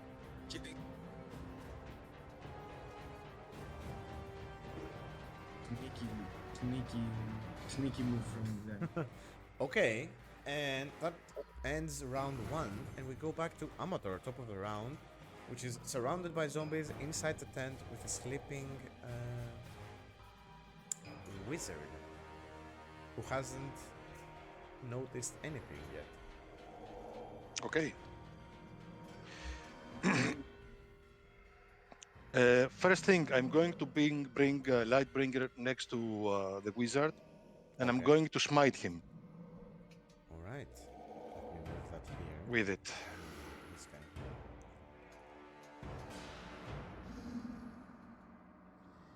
Okay. You do have Advantage. Wait, no, not anymore because I guess It's dark. It's dark, but yeah, it's dark. So it's a straight roll, but if it It's dark. hits, It's a straight roll. if it hits, it's an automatic critical. Okay.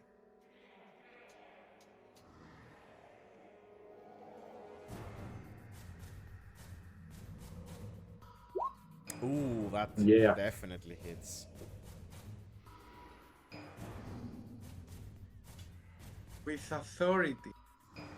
All right, 5. Oh, that's a bad roll. But you roll 1d8 extra. Okay, so Then it's 9. 9 points of damage. All right. But with And that, I'm gonna say he that wakes. with that he wakes, kind of rustles into his sleep as a as Lightbringer, an artifact all of thunder kind of appears in front of him, pulling him from a very nice dream, perhaps. And he wakes up in this harsh reality when he's unable to speak. He's deaf, and he sees you in the entrance of the tent, under the entrance, and he tries to grab to his things and shout, but his shouting doesn't make any noise. And it's still your turn. You also have your action. Okay. If I want to throw my dagger at him, do I have disadvantage? Throw your dagger. Yes, you do. But it's a straight Oh. roll again.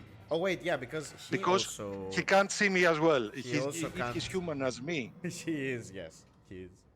Okay, So- I'm going to through the darkness.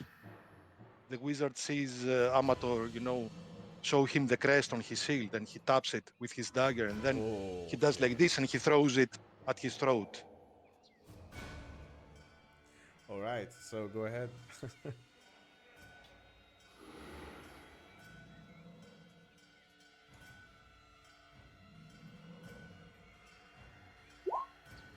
Ooh, that's a 7.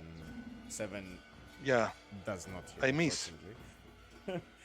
Kind of ducks the way, and the dagger kind of embeds itself in his pillow, where his head was a second ago. okay. He And looks at the dagger, he looks at you, he looks at the shield, and a wave of realization washes over his face. seeing that I missed, I'm going to draw my staff of defense. And now instead of the dagger, I have the staff on my right hand. All right, awesome. That's And that's very- the end of my turn. That's very, very nice. Let's see. This all sucks now because all his spells have variable components. You have to roll initiative for him. Oh, that's very true. Thank you for reminding me. Ooh. Oh my. Kirolen. What's your I have a 14 dexterity, it's a +2 modifier. Okay. He does as well, so roll a d20. Okay. Let's see who goes first. For But next. that means he plays next turn if he wins. If he passes, he's gonna play. He's gonna play. He rolled a 2 actually, so I don't. So, go ahead and roll a d20 to see who plays first. 19. Okay, so you. I play maintain first. So he your- plays right after me. He plays. Yes, he plays right now. He's gonna act, I think. He stands up, actually, shuffling. He grabs his. What does he grab? Let's see. What does he have? You see, right next to his bed, he has his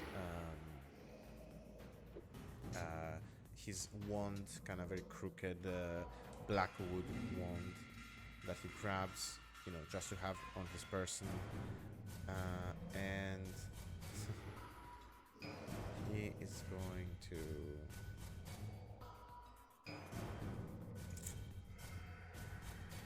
Man. He can't do much, actually. He can't do anything, in fact. So, okay.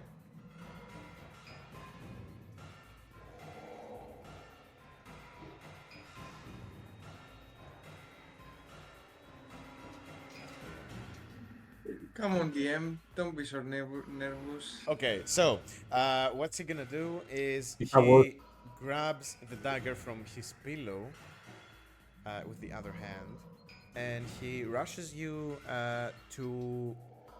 Is he gonna attack you? Yeah, he's gonna come close and try to stab you with the dagger.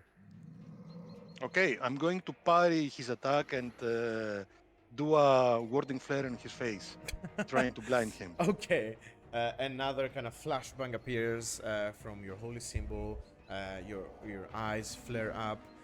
He kind of, he's just woken up, groggy from his sleep, gets dazed, he gets attacked, he's very disoriented, and he's gonna attack you with disadvantage. It's a melee dagger attack. That's a 16 though, with disadvantage, so I think that misses. What was his good roll? His Just good out roll of with curiosity. was a 22 actually, so it would have. Oh. It actually Good hits. thing I used the flare. It actually hits because there is no disadvantage and advantage. It's straight roll.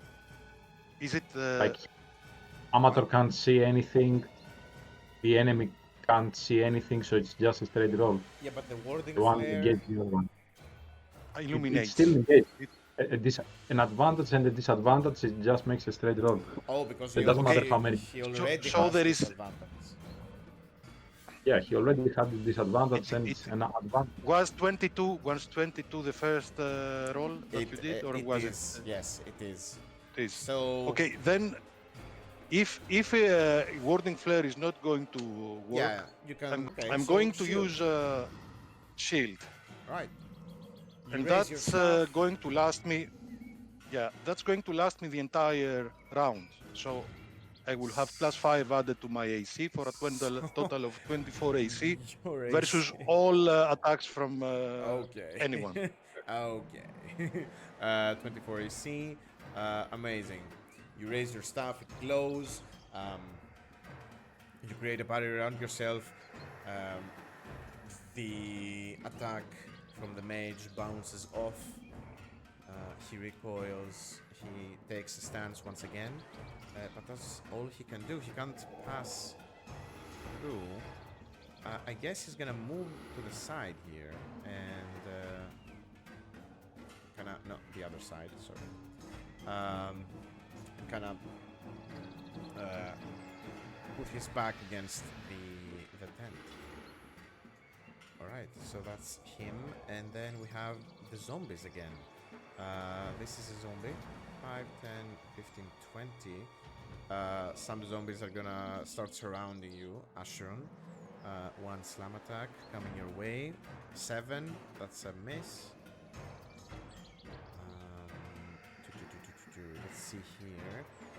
One zombie attacks you, Amator, but with a 24 AC, it's almost impossible to hit you. With a 15 misses. Hold on, sorry, 1 second. Okay.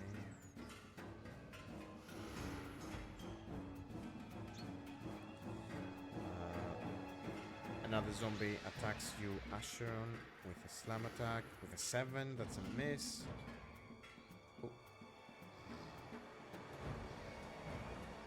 A zombie attacks you, Amator, with a 17, still a miss. 5, 10, 25, oh wait, 5, 10, 15, 20, oh my god.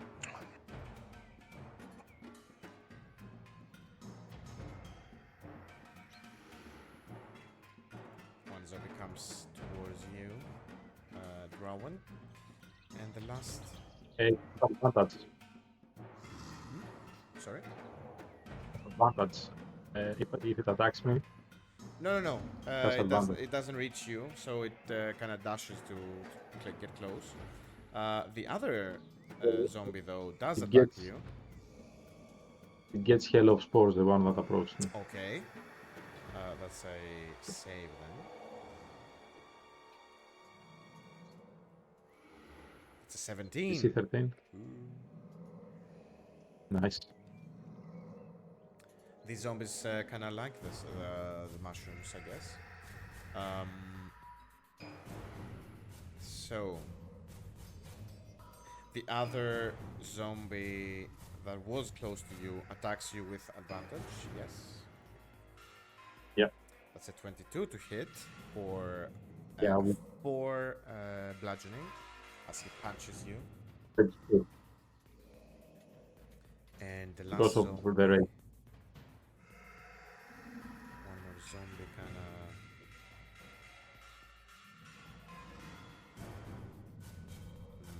let's see, what does this guy do? It's gonna get close to Amator, I think. It's gonna try to slam him with an 11, though. It's an 11, so it misses. And it's your turn again, Drawen. Right, so I'm gonna drop my maul, pick up my hand axe and the light hammer. Right, Alright. and attack the one that I have already wounded recklessly. I'll go first attack. Hand axe.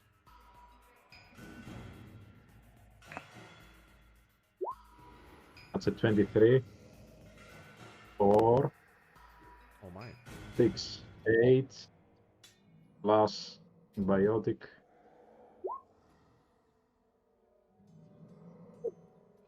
So that's 14 points of damage. Okay, so that's one attack. Yeah. Right? Okay. So Yeah. you bring down the hand axe, charge through the zombie. Let's see. Let me do something here. Oh my god.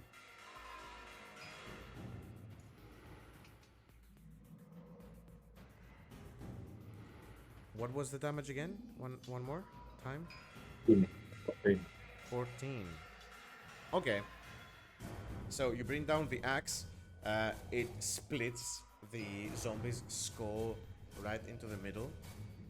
And you see it kind of fumbling towards, it takes a couple of steps backwards. But then it kind of it takes the hands and it pushes the two halves of the head. And they kind of close back up. And it goes forward again.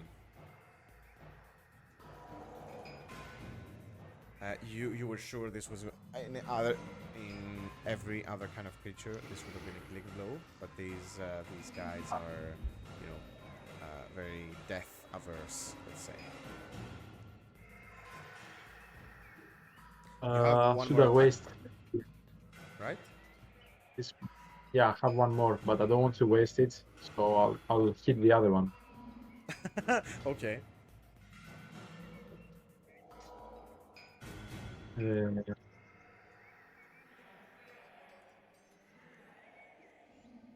Ooh, that hits as well. 4 points plus 2 for my rage is 6 plus biotic. Oh my. 8 points for the other one. Tons of damage. 8. Yes. Awesome. So you whipping, hits left and right. They have you kind of surrounded, but you keep them at bay with your 2 weapons. Do you want to move in your turn? Everything is gonna be an attack opportunity, so Yeah. I'll stay there. Yeah. Okay. Stay there, and we go to the next zombie, which is kind of in the middle of everything, and nothing really happens. So just gonna chill here, kind of wander around. 5, 10, 15, 20. gonna kind of start circling around. This zombie here is gonna slam you, Acheron. Oh my. That's a critical hit, my guy. That's a crit for 8 points of damage.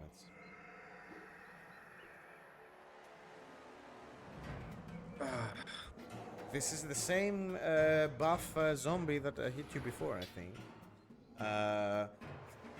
It brings the slam attack down against you once more.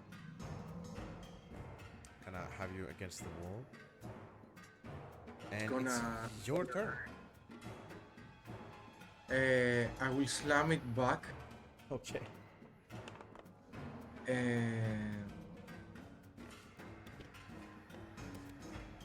Getting serious.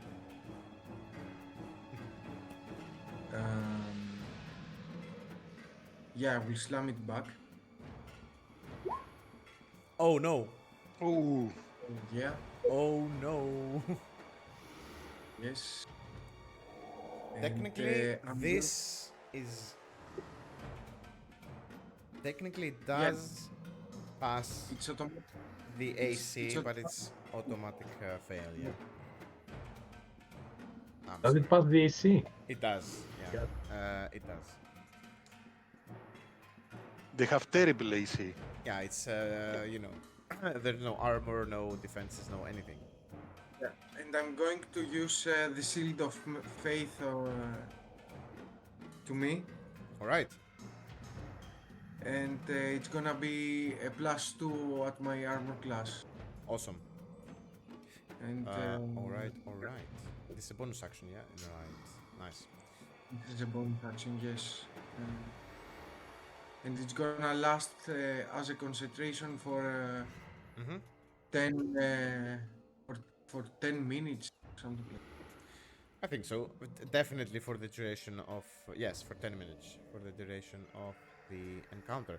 I'm gonna mark you with an icon to remember. So your AC goes to 21. Alright. Awesome. So you stay there, you're getting surrounded by the zombies. Close your eyes, your lantern grows brighter, and you see kind of purplish motes of light kind of imbue your armor, and you feel empowered by Kelamur himself. As we go back to top of the round, and it's Amator's turn.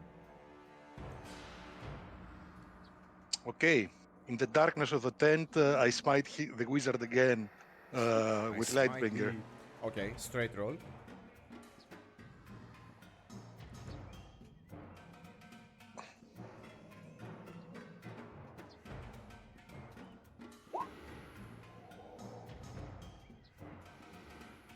Does it hit? It does hit. Nice. Yes. Ah, if only I had better damage rolls. That's fine.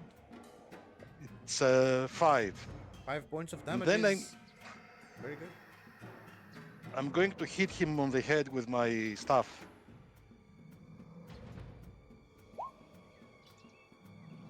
Oh, Hey! okay. That's crazy. Yeah. Intense mage and cleric fights. Just, bonk, bonk. Daggers, maces. Amazing. So that's another 5 points of damage. Okay. He's getting kind of pummeled. This guy. You see, you bonk him on the head. You kind of scrape his tattoo on his bald head. Some blood kind of trickles on his cheek and eye. He kind of wipes it off as he looks at you angrily. And I'm it's going now- to make him pay. I'm going to make this as slow as possible.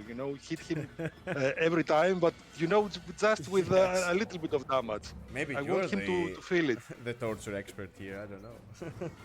Yeah, in this case, I think wizards like the red wizards bring the worst in the worst in Amator. I understand. Awesome. So, do you want to? And that's the end of my turn. All right. And no, and now I'm going to expect the retaliation. And, Well. Well. I'm gonna prepare to party. Amator, you watch as the wizard kind of wipes the blood on his face. He drags the blood over his eyes and mouth and nose. He squeezes the dagger on his hand. He turns around and he starts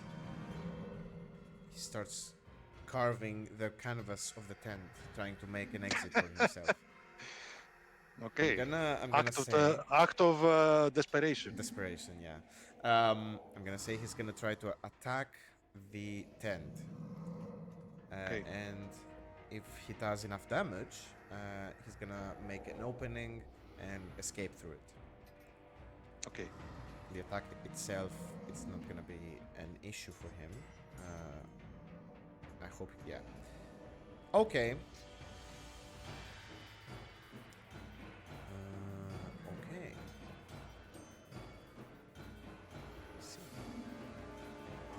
How many hit points does the cloth have? That's very. Let me see. Yeah, it's a fragile, small object, so I guess a carve. So he does 4 points to it. So it's more than enough, and he makes a cut. He grabs it with both hands. He tears it open a bit more, and he passes through the cut of the tent, trying to escape.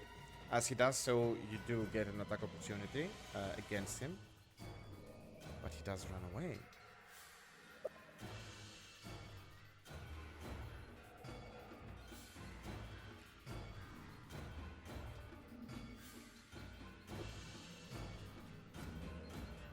He goes there.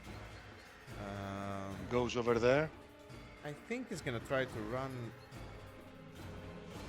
Can I drop a concentration anytime?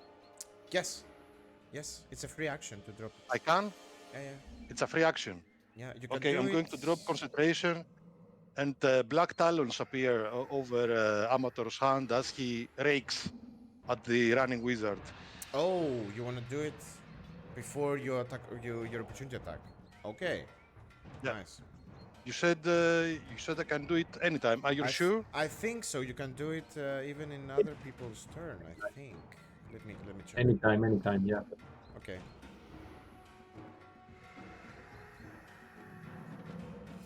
I'm not gonna check. I think that's correct. All right. So the silence disappears. The moaning and the shuffling of the zombies reappear. Oh my god. Give me good damage. Give me good damage. Okay, that's kinda okay. 1 and 9. That's fine though. 25 definitely hits. Yes. She can't do anything. Oh my god. That's 11 points. Wow. Okay, so he escapes through the tent. Before he does, your black talon appear in one of your hands. You rake him. There are 3 cuts on his back. His red cloak kinda in tatters gets destroyed. You see the wound on the back kinda goes deep, and black. The black from the tunnel is gonna spread into the veins and the skin. He lets out a scream as he gets hit. He realizes the silence is gone. And Okay. he moves. 1, 2. For our viewers, I'm going to say that I have a feat called Warcaster, which allows me to replace my opportunity attack with the casting of a spell. If this spell needs 1 action to cast. Okay. Awesome. Okay. All right. This is what's gonna happen now. He goes outside.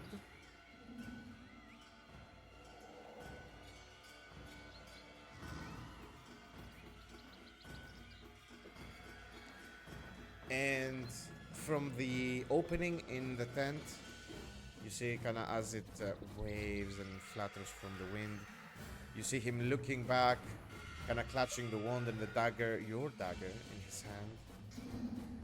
He utters something, and he's gonna try to cast a spell. Do you have anything to counter, maybe?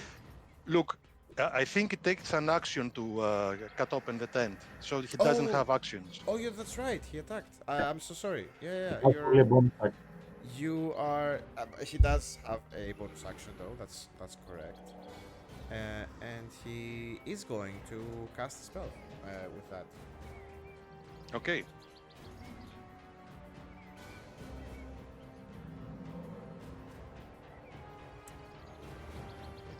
Let's see.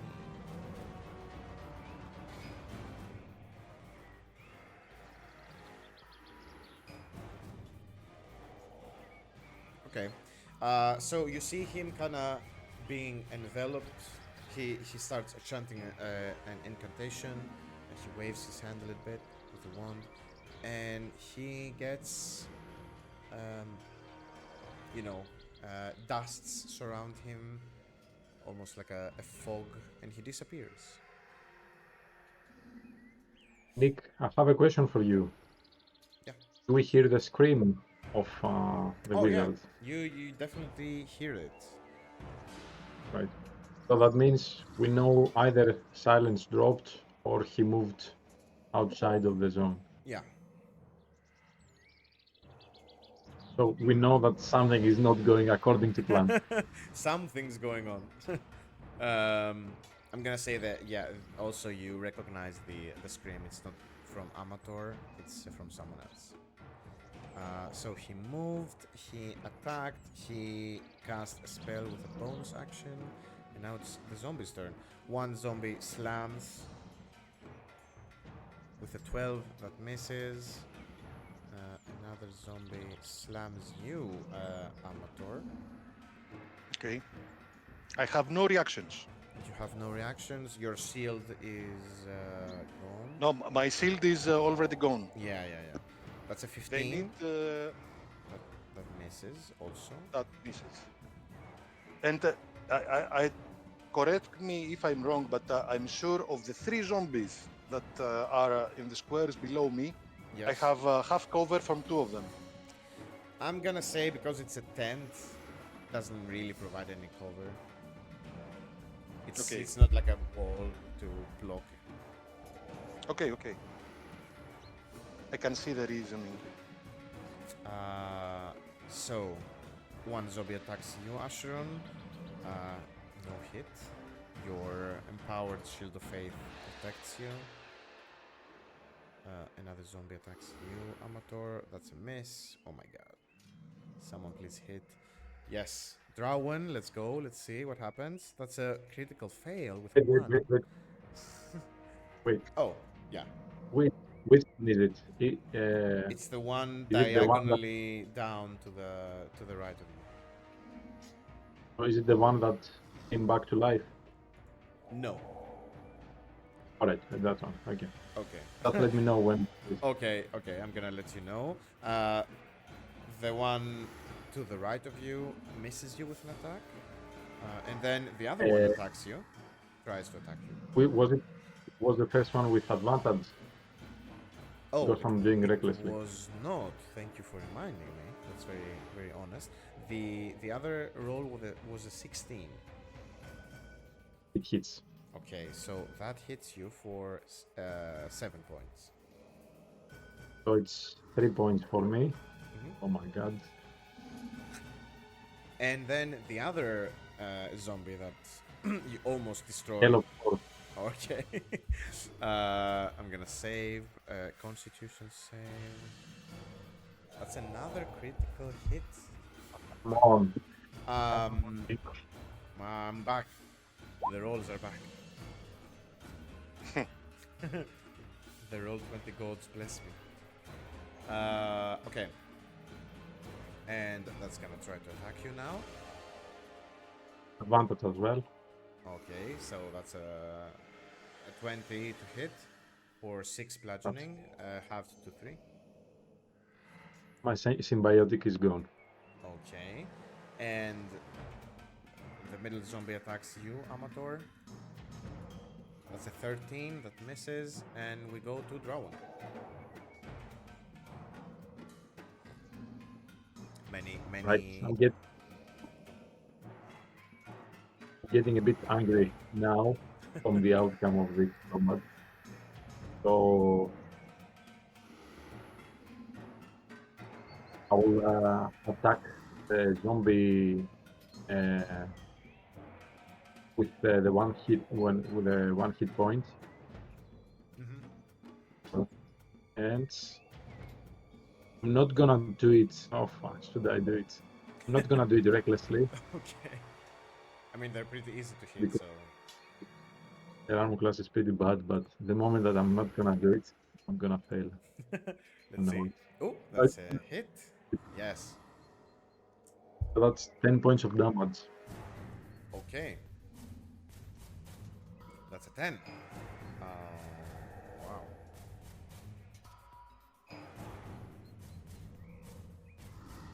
Okay. Let's see if it can save again. If it can stay clinging to life. Oh, it Does it do cannot. round? They can do that every time they get hit, yeah. But it doesn't, actually. The DC was 15, and it rolled a 14. So this time you bring your axe down, you slice the skull once again, and this time you don't only slice the skull, but you almost cleave the whole thing in half, and the whole torso opens up, and it tries to put itself back together, but it cannot, and it is destroyed. Right. So I'll continue with the light hammer on the other one. All right.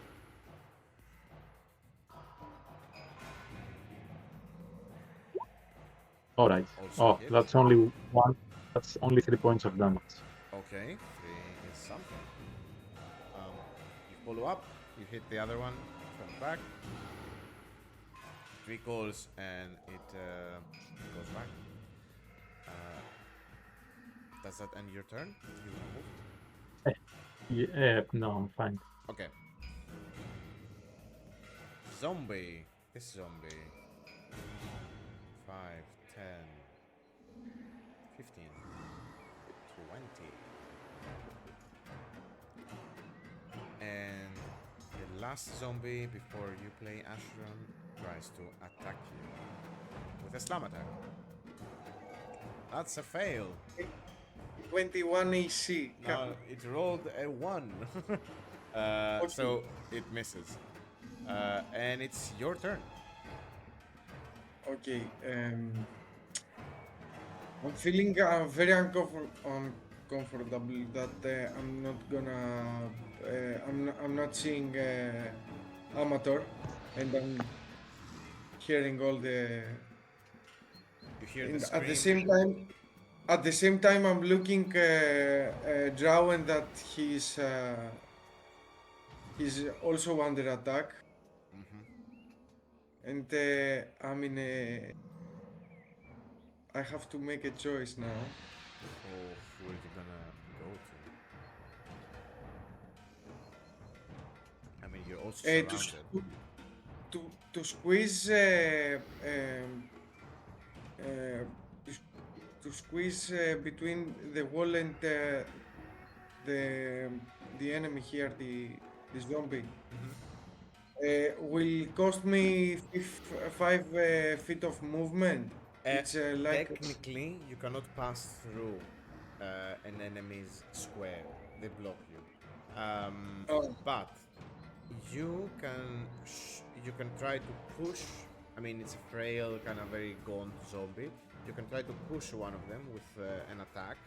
Instead of attacking, you can push them, shove, and then create an opening for yourself and run through. And after that, I can dash, or it's That's an action. So you can push to push an action. and It's move. an action. And move, yes.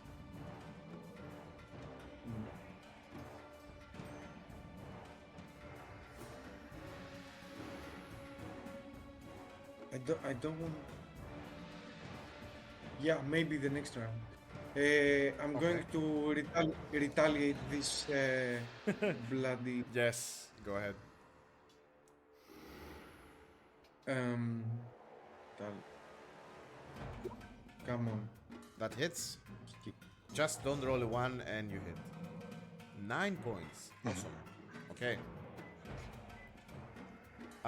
You slash one of the arms clean off the zombie.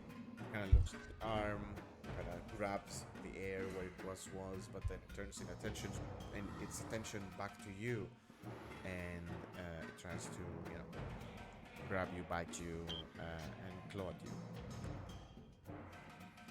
All right. Anything else? Bonus movement?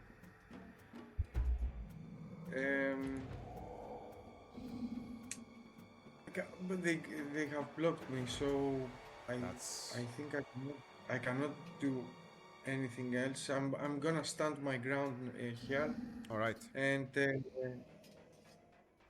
I'm praying to Kelevor that Amator's planning is working. But Yes. Okay. So you're surrounded by these undead.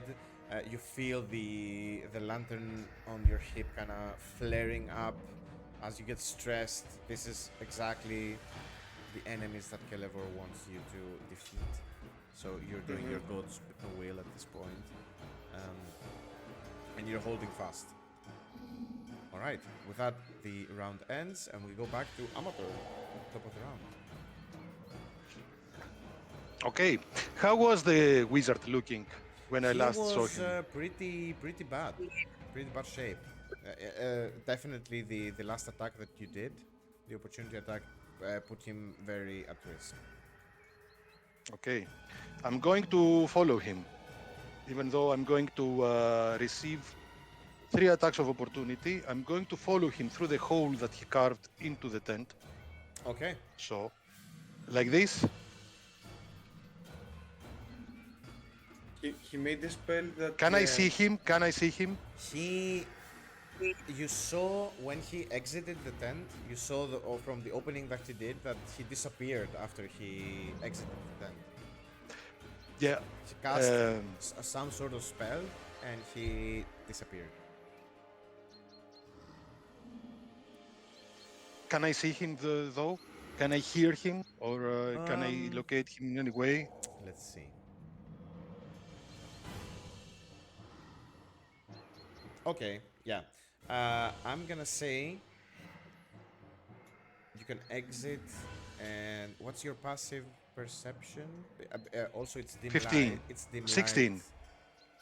Dim light, so you have -5, right? Let's see. Yeah. You- From the passive, yeah, he has -5. I have then it's an 11.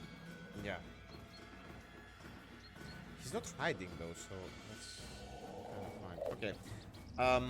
You see.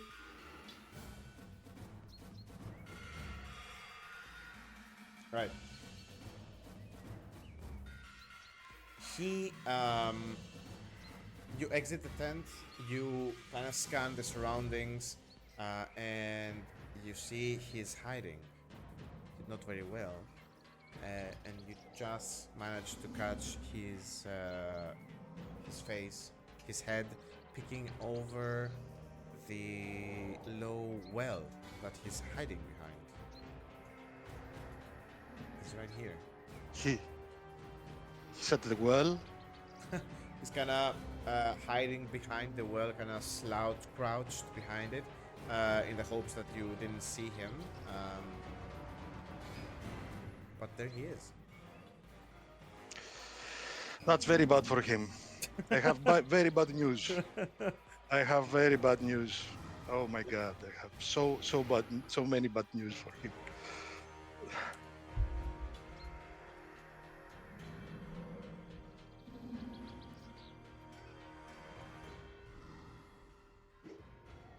I'm going to position myself in such a way.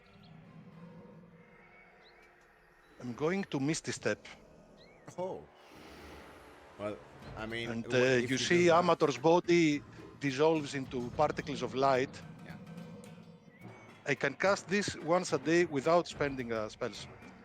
That's crazy. He also did the same. Just to be clear, he did Misty Step.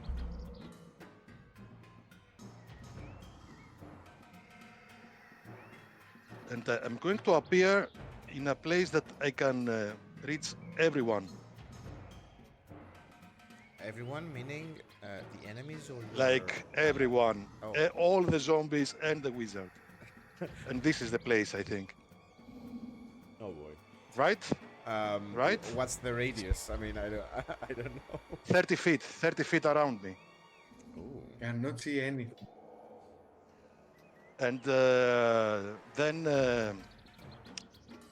Amator is going to take a deep breath and shout at the wizard, remember the Templars, and then explode in a wave of gold. That's amazing. Okay, so Yeah. 30 feet radius is insane. That's almost everyone. Before Almost that, don't everyone. forget the attack opportunities from the 3 zombies. Oh, Yes. right. You can hit me with attacks of opportunities. I'm going to shield anyway, Okay. just so you know. Okay. Okay. Why not then? Let's see. 3 attack opportunities. One is a 5. One it's a 5. One it's an 18, which misses. Never mind. And the other one is a 13. So all 3 miss. And you then Misty Step,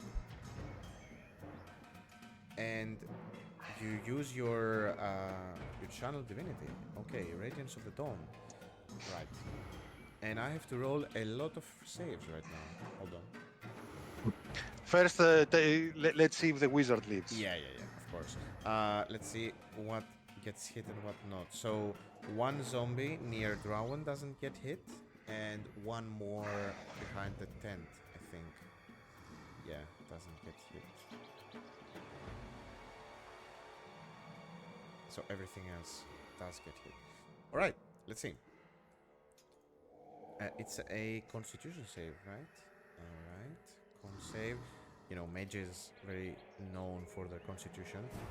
That's a 13. So he missed. Failed. He failed. Okay, let me roll the other ones, and it's radiant damage, right? Yeah. It is radiant. Okay, let me do it. It's gonna take a while, so let me do that. So 1, 2, 3.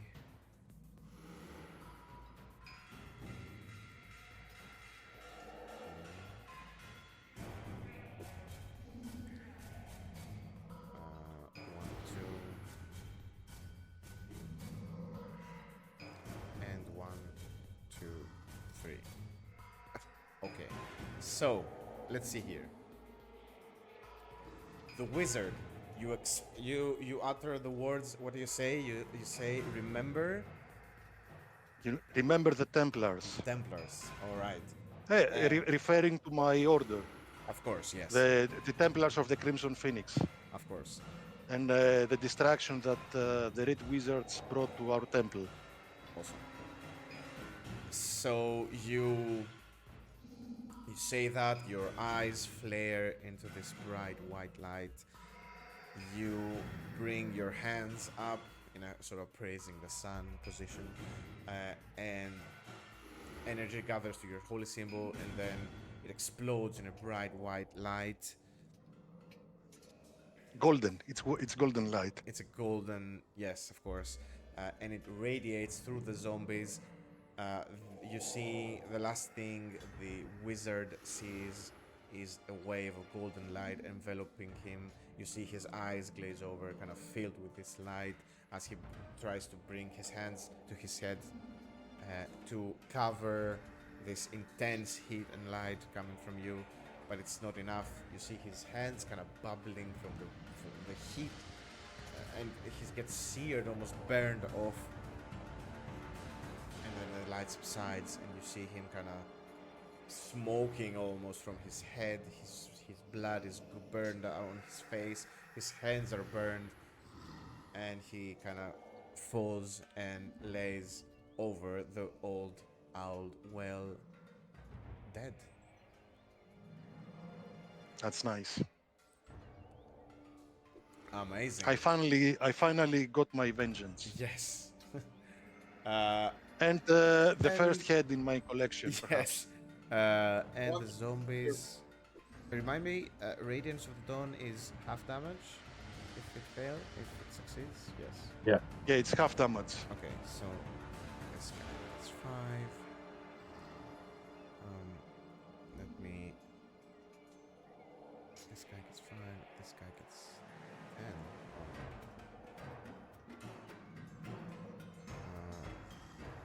Sorry, 1 second. Let me add the damage here.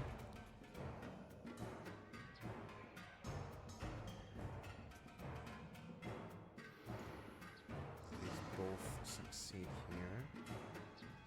Oh, sorry.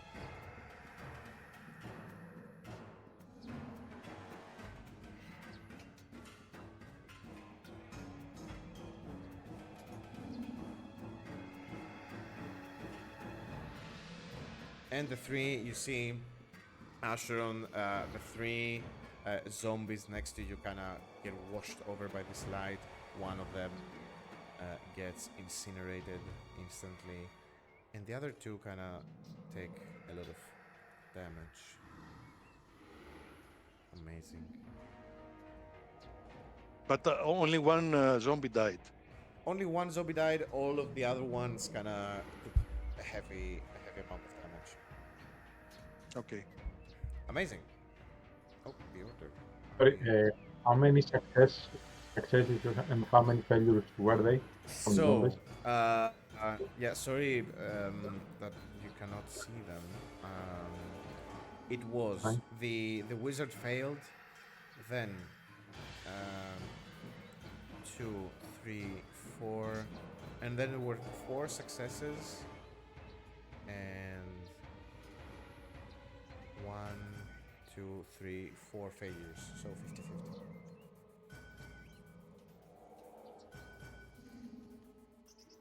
But we can finish them now.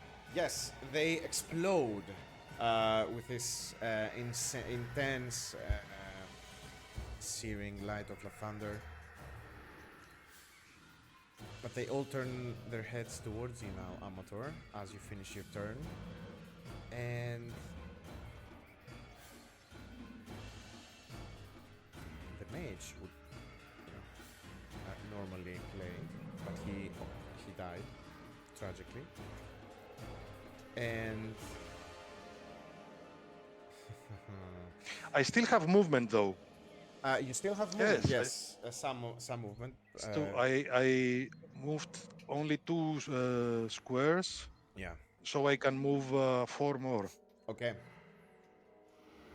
Go ahead. And I'm going to move 1, 2, 3, 4, right here. Okay.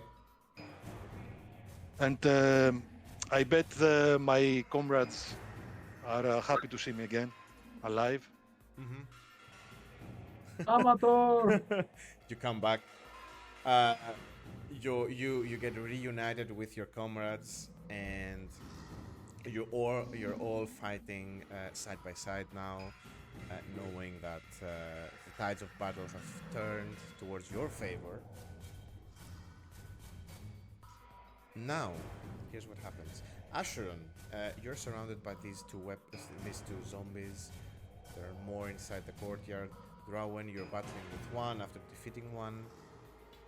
You're all in the heat of battle, and as Amator appears, you all kind of nod with each other. Yeah. And Drawen, as you're fighting, you turn around and look downhill where you came from. And in the middle of the night, with your improved dark vision, you see two figures. You see Gundren, first and foremost, coming your way, actually, and you see him being frustrated with a serious expression of fear in his face as he's trying his hardest. You see him sweating and huffing, trying to climb the hill as fast as he can as you're fighting the zombie. And you all three of you hear Gundren kind of shout when he's close enough. He shouts, "Careful! Incoming!" And you see behind Gundren, you see behind a small bush, or not a bush, but some trees. They get rustled, and you see a giant boulder emerge from the trees and land right behind Gundren, kind of knocking him up and towards you as he face plants into the dirt, and he slides a couple of feet in front of you. He manages to stand up, and he shouts once again, "Ogres!" And you see from behind the hill two giant ogres gonna emerge. One of them raiding another boulder ready to attack, and the other one wielding a giant tree trunk as a weapon, running up and kind of looking, pointing towards you. And I think we're gonna end the session here. And we're gonna continue mid-fight, and we're gonna continue the fight next time, guys. With these new combatants now, these new villains, enemies that have joined the fight. Also, I'm gonna add that you see the zombies haven't really, stopped their attacks. They're still attacking. So. Perfect. We're gonna remember our positions, our initiative, and we're gonna pick up next time exactly where we left off here, with Gundren and two ogres joining the fight. Alright. Brilliant. Nice. Thank you guys for joining us. Thank you players for your attention. And we're gonna see you next time. Good night, and have a nice day, everyone. Bye bye. Bye-bye. Bye bye.